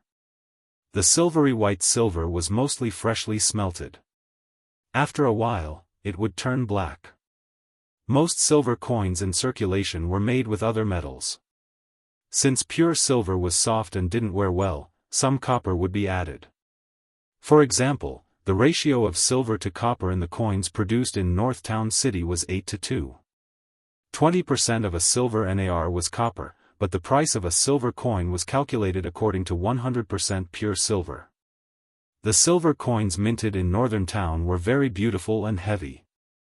They were very popular during trade, much more popular than the silver coins minted in the Kingdom of Florence. A silver coin minted in this way could earn at least 15% of the profit. That was why silver NAR was a very profitable business. Apart from silver NAR, Kinnar was also a very profitable business. Gold was softer than silver, so it was easier for it to be damaged in the process of circulation. Therefore, copper was also added into the minting process of Kinnar. The ratio was 85% and 15% respectively. It could be said that a mint was like a hen that laid golden eggs. Currently, the mint in Northern Town made more than 20,000 Kinnar in a month. The coining workshop in the Northern Town City used hydraulic coining machines to forge the coins. The forging speed was fast, the process was simple, and the cost was low. The silver NR pattern was clear and delicate, which was much more advanced than the technology used in Florence. Su Luan had planned to set up a coining factory in Sanfelto City. There was nothing special about the silver ore in front of him. Sulen put it down after a simple inspection. He then continued to search for other silver ores. A basket full of silver ores weighed about 200 pounds. Sulen and Wizard Edmund began to inspect it. Soon, Sulen found an ore that was different from the others. It was a piece of ore slightly bigger than a fist. The surface of the ore was also gray, but there were some small silvery blue particles on the surface. These particles reflected some light under the sunlight. Sulen nodded slightly and put the silver ore aside quietly. He then continued to search among the other ores. 200 kilograms of ores was not a lot. After about 15 minutes, all the ores had been checked. The two of them found 3 pieces of ores with silvery blue granules from the pile of ores. The total weight of these ores was only about 5 kilograms. These ores were naturally mithril ores, but the amount of mithril in them was pitifully small. This was basically the normal distribution of mithril ores. Legend had it that a single mithril vein was discovered in the era of the Arcane Empire, and the amount of mithril in it was unbelievable. Because mithril ores were very scattered and rare, it was possible to excavate all the mithril in such a silver mine, and the final amount of mithril ores would only weigh a few dozen pounds. Therefore, it was very difficult to steal mithril ores. After confirming that this silver mine was indeed associated with mithril ores, Sulen was relieved. Next, the whole silver mine was taken over by Sulen's men. For this mithril mine, Sulen deliberately transferred 30 soldiers from his private guards. These soldiers would be the guards of the silver mine. At the same time, the original manager of the silver mine was sent back to the prison in Sanfelto City for reform. Cain was reappointed as the manager of the silver mine.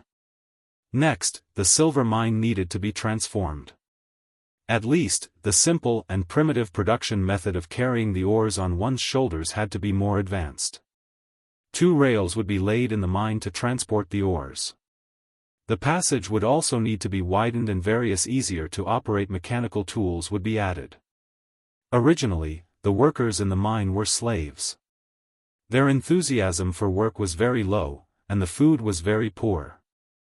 The work was also carried out under the beatings of the foreman. Of course, their work efficiency was pitifully low. Sulen naturally would not do that. He was going to use a method of quantitative production, and set a minimum standard for everyone to collect ores every day. After the minimum standard was set, everyone would have food to eat. Of course, the food was better than before, but it was only enough to cover the basic consumption. There were also different levels above that. Once the number of ores collected reached a certain level, they would receive corresponding treatment. As long as they worked hard, they would have meat for every meal. In addition to these, Sulen also stipulated that as long as the workers worked in the mine for 3 years and collected a certain amount of ores during this period, they would be able to obtain the status of a free person and be rewarded with 10 silver nars. P.S. 2 more updates, please subscribe. Watch pirated versions. Chidian books can now earn money by watching advertisements. You don't have to spend money.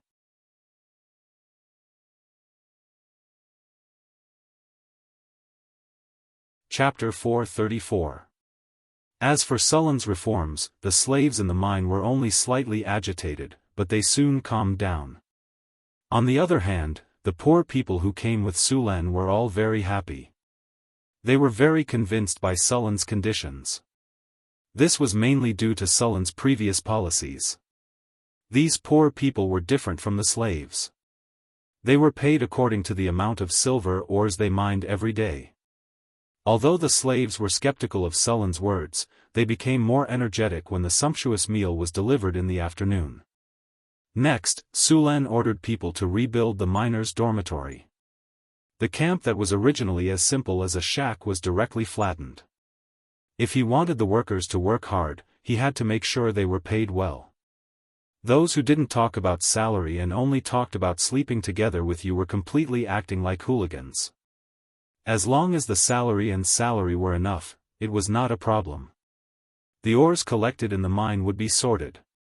The normal silver ores would be transported to the smelting factory according to the previous procedures.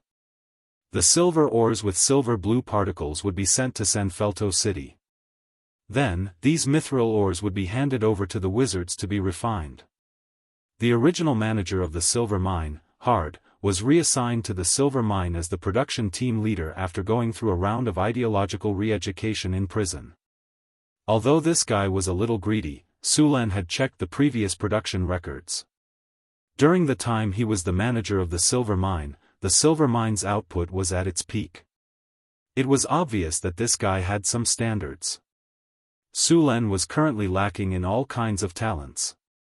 Although Hard had many shortcomings, Sulan still decided to use him.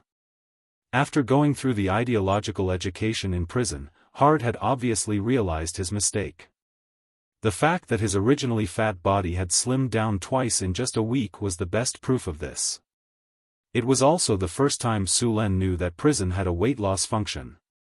For the sake of Hard's health, Sulan had decided to let him experience it once every 3 months.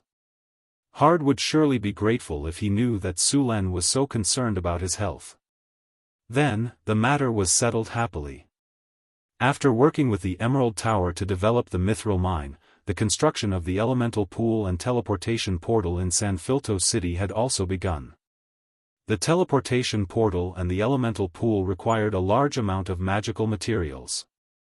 After working with the Emerald Tower, most of these materials could be obtained from the Emerald Tower. Of course, the Emerald Tower would not sell those precious magic materials. With the materials from the Emerald Tower and the help of the sorcerers, the construction of the elemental pool and teleportation portal was completed very quickly. The smooth marble floor was very beautiful. In the middle of the hall, there was a pool with a diameter of about 6 meters and a depth of 1 meter. The pool was seamless, as if it was a hole. A large number of runes were engraved around the pool. This elemental pool was located on the nodes of the surrounding earth veins. The entire elemental pool was plated with a layer of thorium. Thorium was an alloy created by the arcanists to replace mithril. It was mainly made from silver and other metals, and it was quite good at conducting magic. In the 4 directions of the elemental pool, a carving knife was rapidly inscribing runes. The sharp carving knife quickly slashed, and lines of intricate runic matrices appeared. It's finally done. Hathaway casually put away the carving knives, and then checked the runes that were carved out. She then returned to the workbench at the side and took out 4 magic gemstones that represented the 4 elements of earth, fire, wind, and water. Then, she took out 4 pieces of blue-silver metal that were only the size of a thumb. It was mithril. Hathaway snapped her fingers, and a blue elemental fire appeared on her palm out of thin air. She used the elemental fire to melt a piece of mithril, and then used the sorcerer's hand to control the melted mithril to the top of the elemental pool that was just carved out. She softly chanted a spell, and the melted mithril solution began to slowly fly up and turned into silver threads thinner than a strand of hair. They fell little by little into the elemental pool. The requirements of this process had reached the level of microns. The blue-silver mithril was quickly integrated into the runes, and the deviation could not be more than 10 microns. Under the control of Hathaway's powerful power of the will, the mithril perfectly drew the complex elemental array. Next, she used the same method to draw the remaining 3 elemental arrays. The cost of building such a medium-sized elemental pool was about 300,000 to 500,000 kinnar. Ruby, topaz, sapphire, and emerald. The 4 magic gemstones were carved into 12-faced crystals, respectively replacing the 4 elements of earth, fire, wind, and water. Then, they were integrated into the 4 runic arrays of the elemental pool. Hathaway stood on the edge of the elemental pool and snapped her fingers. A magic light flashed, and then a powerful magic energy instantly gushed out of Hathaway's body and entered the 4 runic arrays in the elemental pool. The runic arrays were activated at this moment, and the 4 runic arrays emitted a dazzling light. Powerful elemental fluctuations appeared in an instant, and the entire elemental pool rose up at this moment. Gotcha! There was a sound like an eggshell cracking. Then, a crack appeared in the space above the 4 runic matrices. Through these cracks, one could clearly see what was behind the cracks. There was a boundless sea of fire, a thick yellow land, an abyss-like ocean, and a howling wind in the sky. After these cracks appeared, they began to gradually stabilize. Rays of light constantly flashed, and a large number of runes appeared around the cracks, enveloping the 4 cracks. As the runes gradually disappeared, the 4 cracks became illusory like phantoms. Then, a ray of light flashed, and strands of elemental energy slowly flowed into the elemental pool from the 4 cracks. After these elemental energies mixed in the elemental pool, a drop of dark blue elemental water appeared in the elemental pool. With the appearance of the first drop of elemental water, more and more elemental water continued to pour in, and soon covered the entire pool. As the light dissipated, the 4 cracks gradually disappeared into the elemental pool. These cracks were the elemental channels connecting the 4 elemental planes. The 4 elemental planes were the oldest planes in the multiverse, and they were also the foundation of all material planes. They were constantly spreading elemental energy to the multiverse. The elemental pool was connected to the 4 elemental planes to quickly gather elemental energy. The elemental pool in front of her had a standard elemental energy of 300,000. It was a medium-sized elemental pool. Although it couldn't be compared to the elemental pool in Northwind Tower, it was enough for Sanfilto City. Maintaining a small team of low-grade stone golems, 12 stone golems, required about 5,000 elemental energy. 300,000 elemental energy could support the consumption of a high-grade stone golem army. It was easy to use it to support the long-distance teleportation circle and the operation of some magic facilities. After the elemental pool was completed, Phyllis began the construction of the teleportation circle. Su Luan stayed in the silver mine for 3 days, and then returned to Sanfilto City. During this time, Sanfilto City had been busy with construction. All the roads in the city had been repaired, and the sanitary situation had changed dramatically. There was no garbage on the streets, nor was there feces all over the ground like before. The slums had also been demolished and turned into a busy construction site. Riding lightly, Su Luan didn't return to Yunwu City directly with a dozen attendants. Instead, he wandered around the city and then went back. During the time when Su Luan was away, Phyllis had been in charge of government affairs. Now it seemed that she did a good job. Su Len, you're back. Phyllis's figure quickly appeared. She was dressed like a queen and should have just finished discussing matters with the ministers. You've done a good job.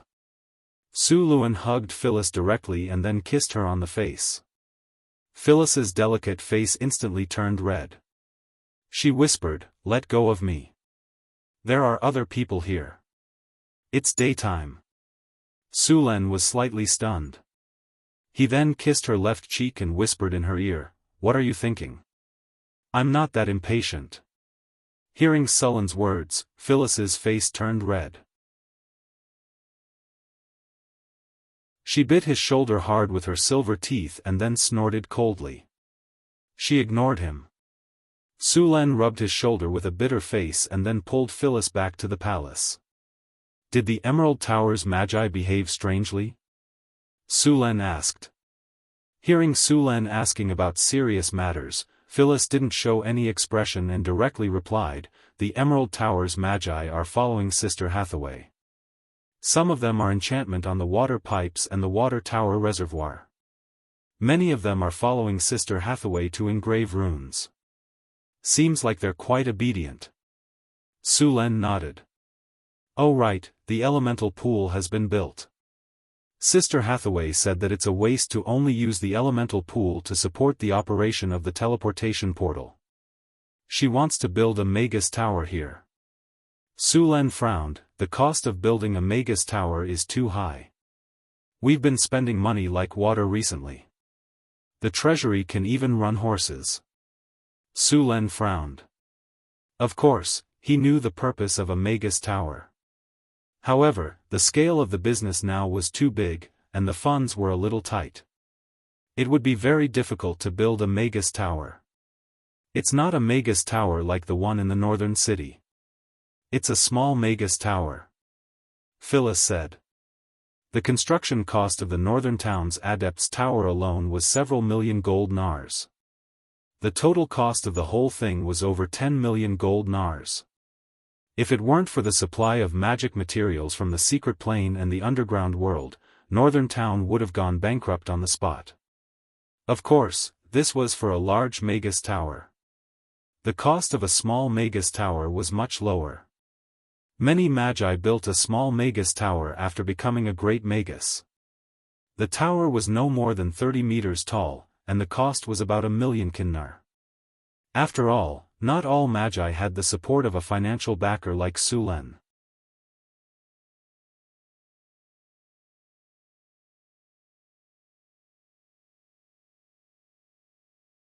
The teleportation circle had cost more than 1 million kinnar. It could connect to North Town City and could teleport 30 people at once. If the elemental pool was full of energy, it could teleport about 60 times. Of course, if it was North Town, it would be even more frequent. After all, the elemental pool in North Town had much more energy than the elemental pool here. After the construction of the teleportation portal was completed, the wizards of the Emerald Tower also invited Sulen and Hathaway for a spell exchange. Of course, they wanted to invite Hathaway. After all, a legendary which had too much knowledge. Sulen was still very curious about the Emerald Tower, so after receiving the invitation, he brought a few barbarian raiders and Hathaway to the Emerald Tower for the exchange. The Emerald Tower was located in the southwest of Sanfilto City on the Thorny Wilderness. It was about 500 kilometers away from Sanfilto City. The Thorny Wilderness could be said to be vast but sparsely populated. In ancient times, the Thorny Wilderness was also a battlefield. The aftermath of the battle had caused the land here to be barren, but the elemental energy here was very rich. There were also many magical creatures living in the wilderness, and some mutated plants due to the radiation of magic. For ordinary people, this land was completely dangerous. There was no chance of survival if they entered, but for wizards, it was a treasure land. The elemental energy here was abundant, and it was suitable for wizards to meditate. There were many mutated plants, and it was also suitable for growing all kinds of magic plants. Because of the radiation of magic, there were many magical creatures living here, which also provided them with a lot of magic materials and test subjects. I have to make a flying tool in the future. Sulen looked at the white clouds floating by outside the window. Through the window, he could see the mountains under his feet. He was very envious of this airship. He was now on the transport airship of the Emerald Tower. The airship was more than 100 meters long. It was more than 40 meters wide and had 5 floors. There were more than 200 rooms of different sizes, and it could fly at 300 kilometers per hour in the air. Hathaway speculated that the airship's working principle should be the levitation magic circle, and the energy source should be energy crystals. These crystals were made of magic crystals that had been specially processed. It could store a large amount of elemental energy and then slowly release it like a battery. After the energy was depleted, it could be used again by sending it to the elemental pool to be recharged. It could be said that it was very convenient. Although the airship was made of wood, the wood was all enchanted with hardening spells. Its hardness was not inferior to steel, but it was much lighter than steel. This was one of the reasons why the airship could be built so big. As for the combat ability of this airship, Sulen didn't know because they didn't show it, but it shouldn't be weak. There was plenty of food on the airship. There was also a restaurant on the airship and even an entertainment room to pass the time. Such an airship was far superior in all aspects except for its speed that couldn't be compared to the planes in his previous life. Although he had the Pegasus that could gallop in the air, this kind of airship was a very good tool for transporting troops or supplies. Even if it wasn't used for military purposes, it was much more comfortable than riding the Pegasus. After arriving at the thorny wilderness, Sulen found that the environment here was very harsh. There were many fierce wolves in the wilderness, saber-toothed tigers, and even some velociraptors. There were giant elephants, raging bulls, stone-claw beasts, and so on. The level of danger was very high. After about 2 hours on the airship, Sulen and the others arrived at the Emerald Tower in the thorny wilderness. Although it was called the Emerald Tower, this place could almost be called a city. After passing through the illusion barrier used by the sorcerers to hide, a town appeared in front of them. The most eye-catching thing was the large sorcerer tower in the middle of the city, which was at least 100 meters tall. The city walls were built with large amounts of obsidian on all sides. A winding moat flowed. In the city, other than the tall wizard tower, there were 6 or 7 wizard towers that were more than 60 meters tall. The buildings around the wizard tower were built in an orderly manner. The closer they were to the outside, the messier the buildings were. The outermost area should be the area where the ordinary people lived. These ordinary people were basically the slaves of the wizards. They planted food for the wizards and provided all kinds of supplies. Of course, if their descendants had the potential to become wizards, they would also be taken in by the Emerald Tower. This is our city, the Emerald City. This city has a population of 80,000. It has a history of 2,000 years. It was built by the first master of the Emerald Tower. Then, it was continuously expanded over the next few hundred years. The tallest wizard tower in the city is the Emerald Tower. It's also the most powerful wizard tower in the entire kingdom of Florence. Edmund said proudly. Sulen pursed his lips and did not say anything. It was indeed the strongest now, but when the Northern Wind Tower was completed, Edmund would become the second strongest. As the airship approached, everyone saw many stone carvings on the city walls. There were gargoyles and warriors holding weapons. The entire body was made of obsidian.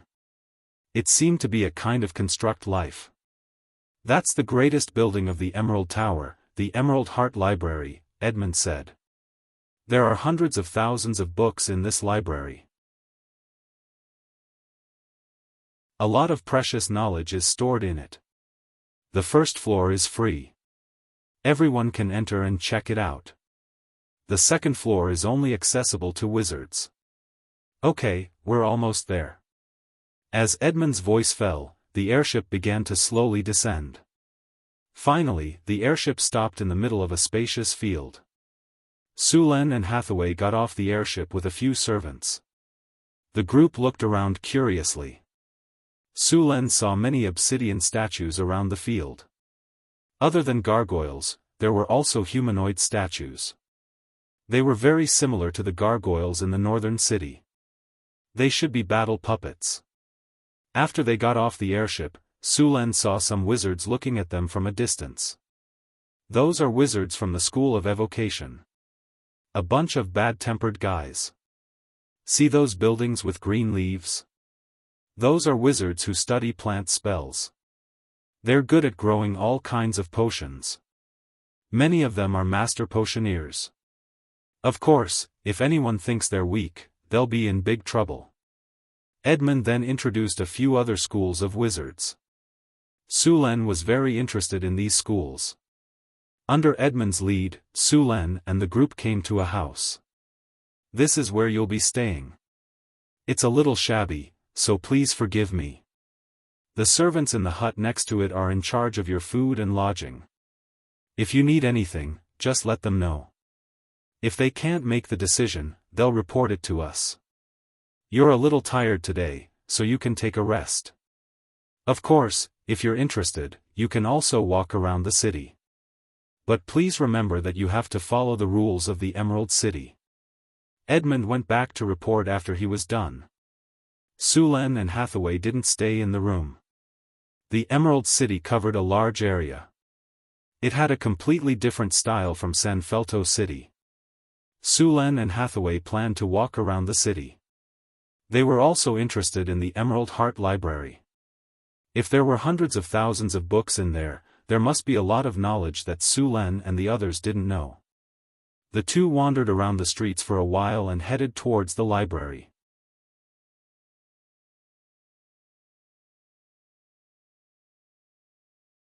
Chapter 436. Su Len and the others soon arrived at the Emerald Heart Library. Only after a closer look did they realize how majestic the library was. The huge dome was made of pure white marble and looked magnificent. When they came to the gate of the library, many people were coming in and out. It seemed that the flow of people was good. Su Luen and others went straight up the steps to the library. Before they could enter the library, a man dressed as a wizard stepped forward and stopped them. "Stop, you can't enter." "Why can't we enter if others can?" Su Len was a little confused. He pointed at the people around him. The wizard chuckled and said, "They are all residents of the Emerald City. Of course, they have the right to enter the library. You barbarians don't." "We are barbarians?" Su Len was stunned. The expressions of the barbarians and marauders behind him instantly turned cold. "Are there other barbarians here?" The wizard made an exaggerated expression of looking around. There was a burst of laughter. "Sorry, I was wrong. This beautiful witch is not a barbarian." As he spoke, the wizard walked to Hathaway's side and performed a noble's etiquette. "Beautiful witch, standing with these barbarians will affect your elegance. Please stay away from me. The rotten smell on your body is disgusting. I'm suffocating." Hathaway raised her eyebrows and said with disdain. As a legendary wizard, Hathaway had long been able to hide the elemental waves around her body. In order to make it easier for her to move around, she would hide her elemental waves. Now, Hathaway looked like a beautiful ordinary witch. Su Len stepped forward subconsciously and used his body to shield Hathaway. The two barbarians behind him also stepped forward and looked at the wizard coldly. No matter when, it was not Sullen's character to not fight back after being provoked. Moreover, this guy actually dared to try to steal his witch in front of him. If they were not in the Emerald Tower, Su Len would have ordered people to kill him. To be honest, how long had it been since someone dared to provoke him? This was the first time someone had done so since he had become a legend. "What did you say?" The adept's expression turned extremely ugly. Mana surged around his body, as if he was about to attack at any moment. Hathaway was about to speak, but she was stopped by Su Luen. How could he let his woman do it? Su Luen gave her a look that said, "I'll take care of everything," and then said to the wizard, "What's wrong? You want to fight? Sure, come, I'll only use one hand." Su Len had not been active for a while, and this was the first time he had fought a human wizard. Now that someone was asking for a beating, he would not let go of this opportunity. Peepa.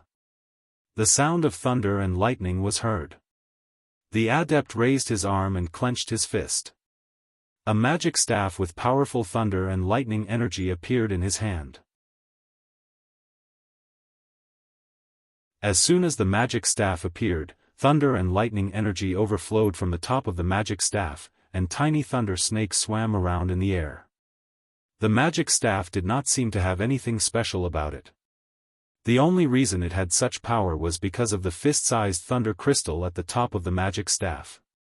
After the middle-aged man took out the magic staff, the elemental waves around his body increased rapidly. The people who were watching the show quickly retreated, afraid that they would be affected if they were a step too late. "Looks like you want to fight, too? Very well. I'll teach you barbarians a good lesson today." The atmosphere in the field suddenly became tense, but those who were watching the show were very excited. They were completely unafraid of things blowing up. "Stop!" Just as both parties were about to fight, a voice suddenly sounded, followed by a figure rushing over. "Pain, this is a VIP invited by the Emerald Tower. Don't be rude, or else Lord Alfred won't forgive you. Quickly!" Edmund said to Pain as he came to the two of them. Before he could finish, the wizard named Pain directly interrupted him and pointed at him with the magic staff in his hand. "Don't use the Tower Master to pressure me.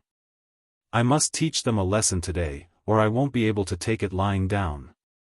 You stay aside, or I'll beat you up too." "You." Edmund's face turned red. As a grade 3 wizard, he was at the same level as Pain, but because of the school, his combat power was not as good as Pain's. In addition, the thunder crystal on Pain's magic staff was nurtured by a grade 4 thunderbird. In Pain's hands, even a grade 4 wizard might not be his match. In the Emerald Tower, other than the few Tower Masters and Deputy Tower Masters, his strength could be said to be the strongest. It was also because of this that he could be so arrogant in the Emerald Tower. But why was he here today? "Edmund, looks like he's not giving you any face. You'd better step aside and let us play with him." Sullen's mocking voice sounded from the side. "Didn't you say we're barbarians? Look at the few of us. Which one do you think you can beat? Don't hesitate to pick." There were more and more people around to watch the show. No matter which country it was human nature to like watching drama. Sullen's voice sounded and instantly drew the aggro. Sure enough, every close combat profession was good at taunting. Drawing aggro was a profession, and they were born with taunting aura. The middle-aged wizard called Pain's face turned green, and his expression became more and more furious. He looked at Sulen with eyes that were about to spit fire. If looks could kill, then Sulen would have died a long time ago. Feeling that the situation was out of control and that a conflict was inevitable, Edmund sighed in his heart. He looked at Pain with eyes full of sympathy, then said, "Fighting is prohibited in the city."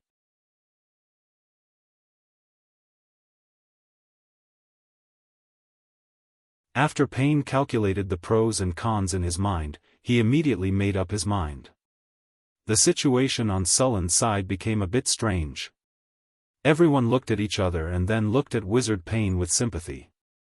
Pain was still very strong. If he didn't choose Sulen or Hathaway, either of the two barbarians would have to put in a lot of effort to win against Pain.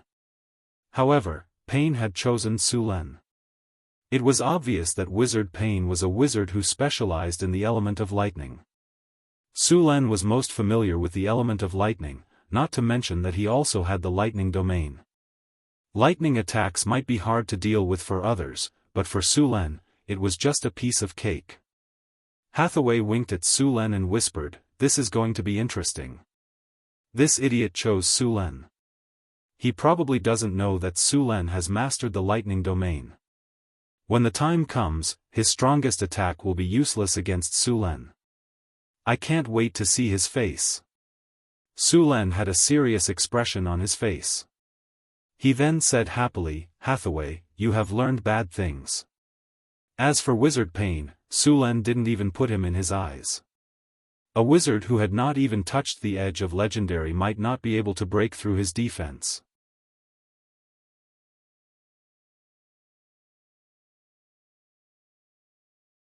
Chapter 437.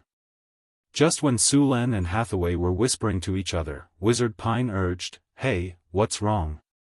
Are you going back on your words?" Sulen shrugged and went up to the stage. Since someone was asking for a beating, Sulen had to fulfill his request. Both sides stood in the middle of the stage. Sulen nodded slightly and said, "Go ahead. You want me to make the first move?" Seeing Sulen's posture, Pine said in surprise. Sulen nodded, "Go ahead, or you won't have the chance to do it." "Fine, fine, fine. If that's the case, don't regret it," Pine said while gritting his teeth. After he finished speaking, the thunder scepter in Wizard Pine's hand suddenly shone brightly. Countless lightning bolts exploded from his body, and a strong wave of elemental energy appeared in the middle of the training ground. The faces of the wizards around the stage changed. Although Wizard Pine was arrogant in the Emerald Tower, and a lot of people hated him, his power was still there for everyone to see. Right now, Wizard Pine was going to go all out and kill that person directly. Boom!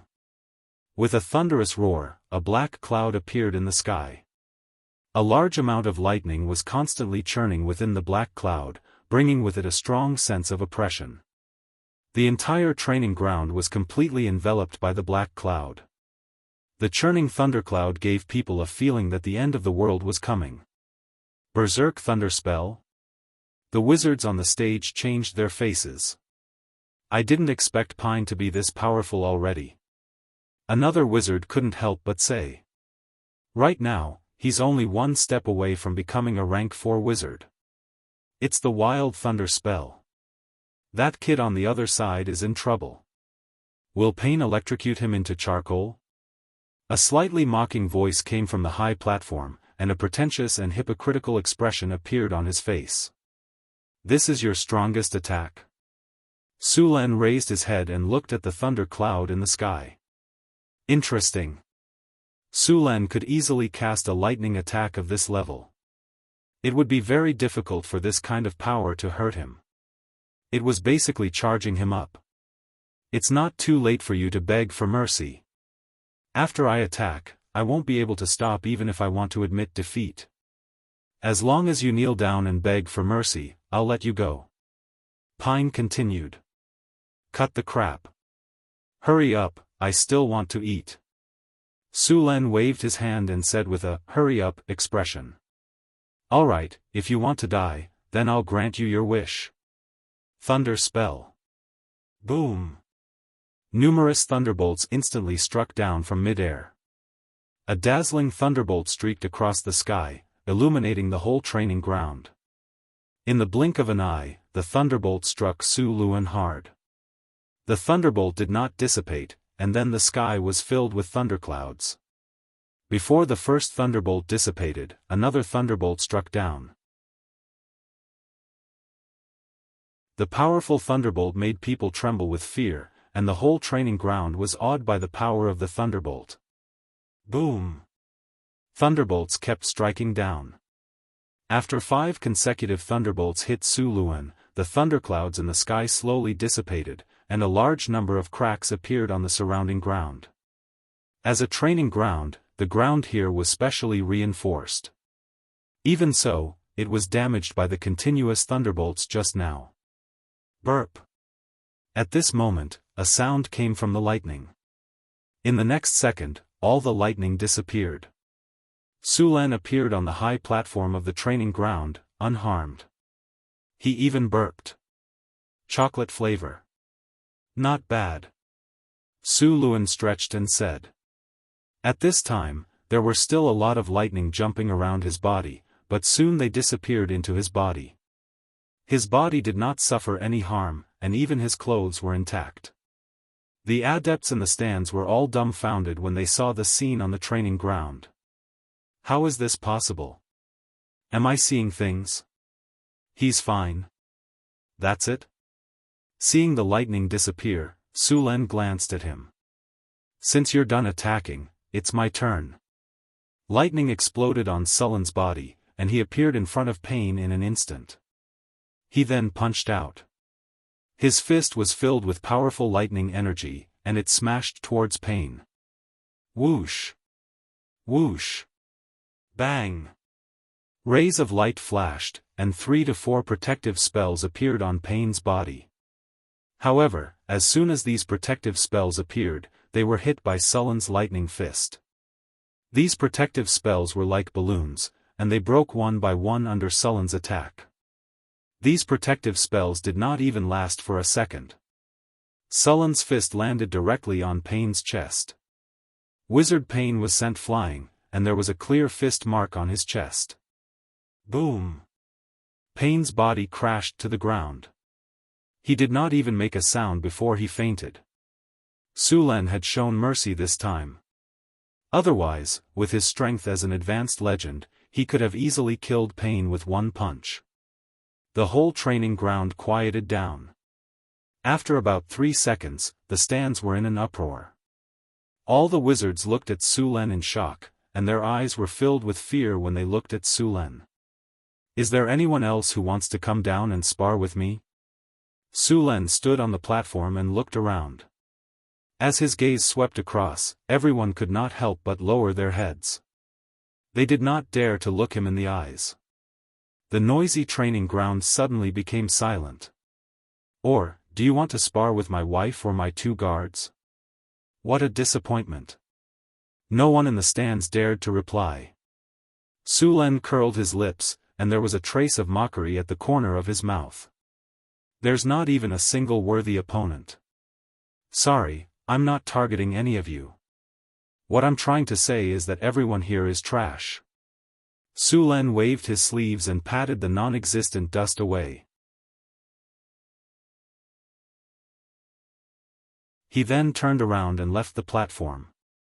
All the wizards in the training ground looked at Su Len with fear in their eyes. Under the respectful gazes of these wizards, Su Len left with Hathaway and the 2 barbarian wizards. After such a show of strength, no one dared to provoke him anymore. After Su Len and Hathaway left the training ground, they continued to go to the library. Although there were some small conflicts between them, there was no difference in knowledge. He would not give up just because of the wizard just now. After entering the library, Su Len and Hathaway began to look through the materials separately. Both of them had the talent of sage and retentive memory, so they could memorize knowledge very quickly. The Emerald Tower had existed for at least 2,000 years, and the knowledge it had collected was very rich. The first floor of the library had the most books, but there were not many books about sorcerer's spells or knowledge. However, the collection of books in other aspects was very rich. For example, the books in the library clearly and orderly recorded the changes in the continent over the past thousands of years, the replacement of dynasties. In addition to these, there were also records of the development and changes of other wizard organizations. Of course, there were basically no confidential things, and they were all superficial things.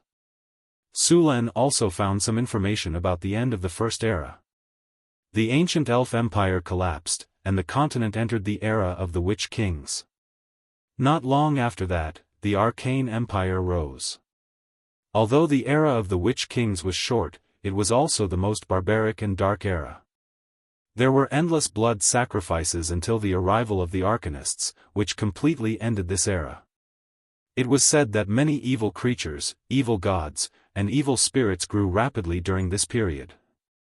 Even the Witch Kings went through some evil rituals to become more powerful, but in the end, they went crazy and became evil creatures.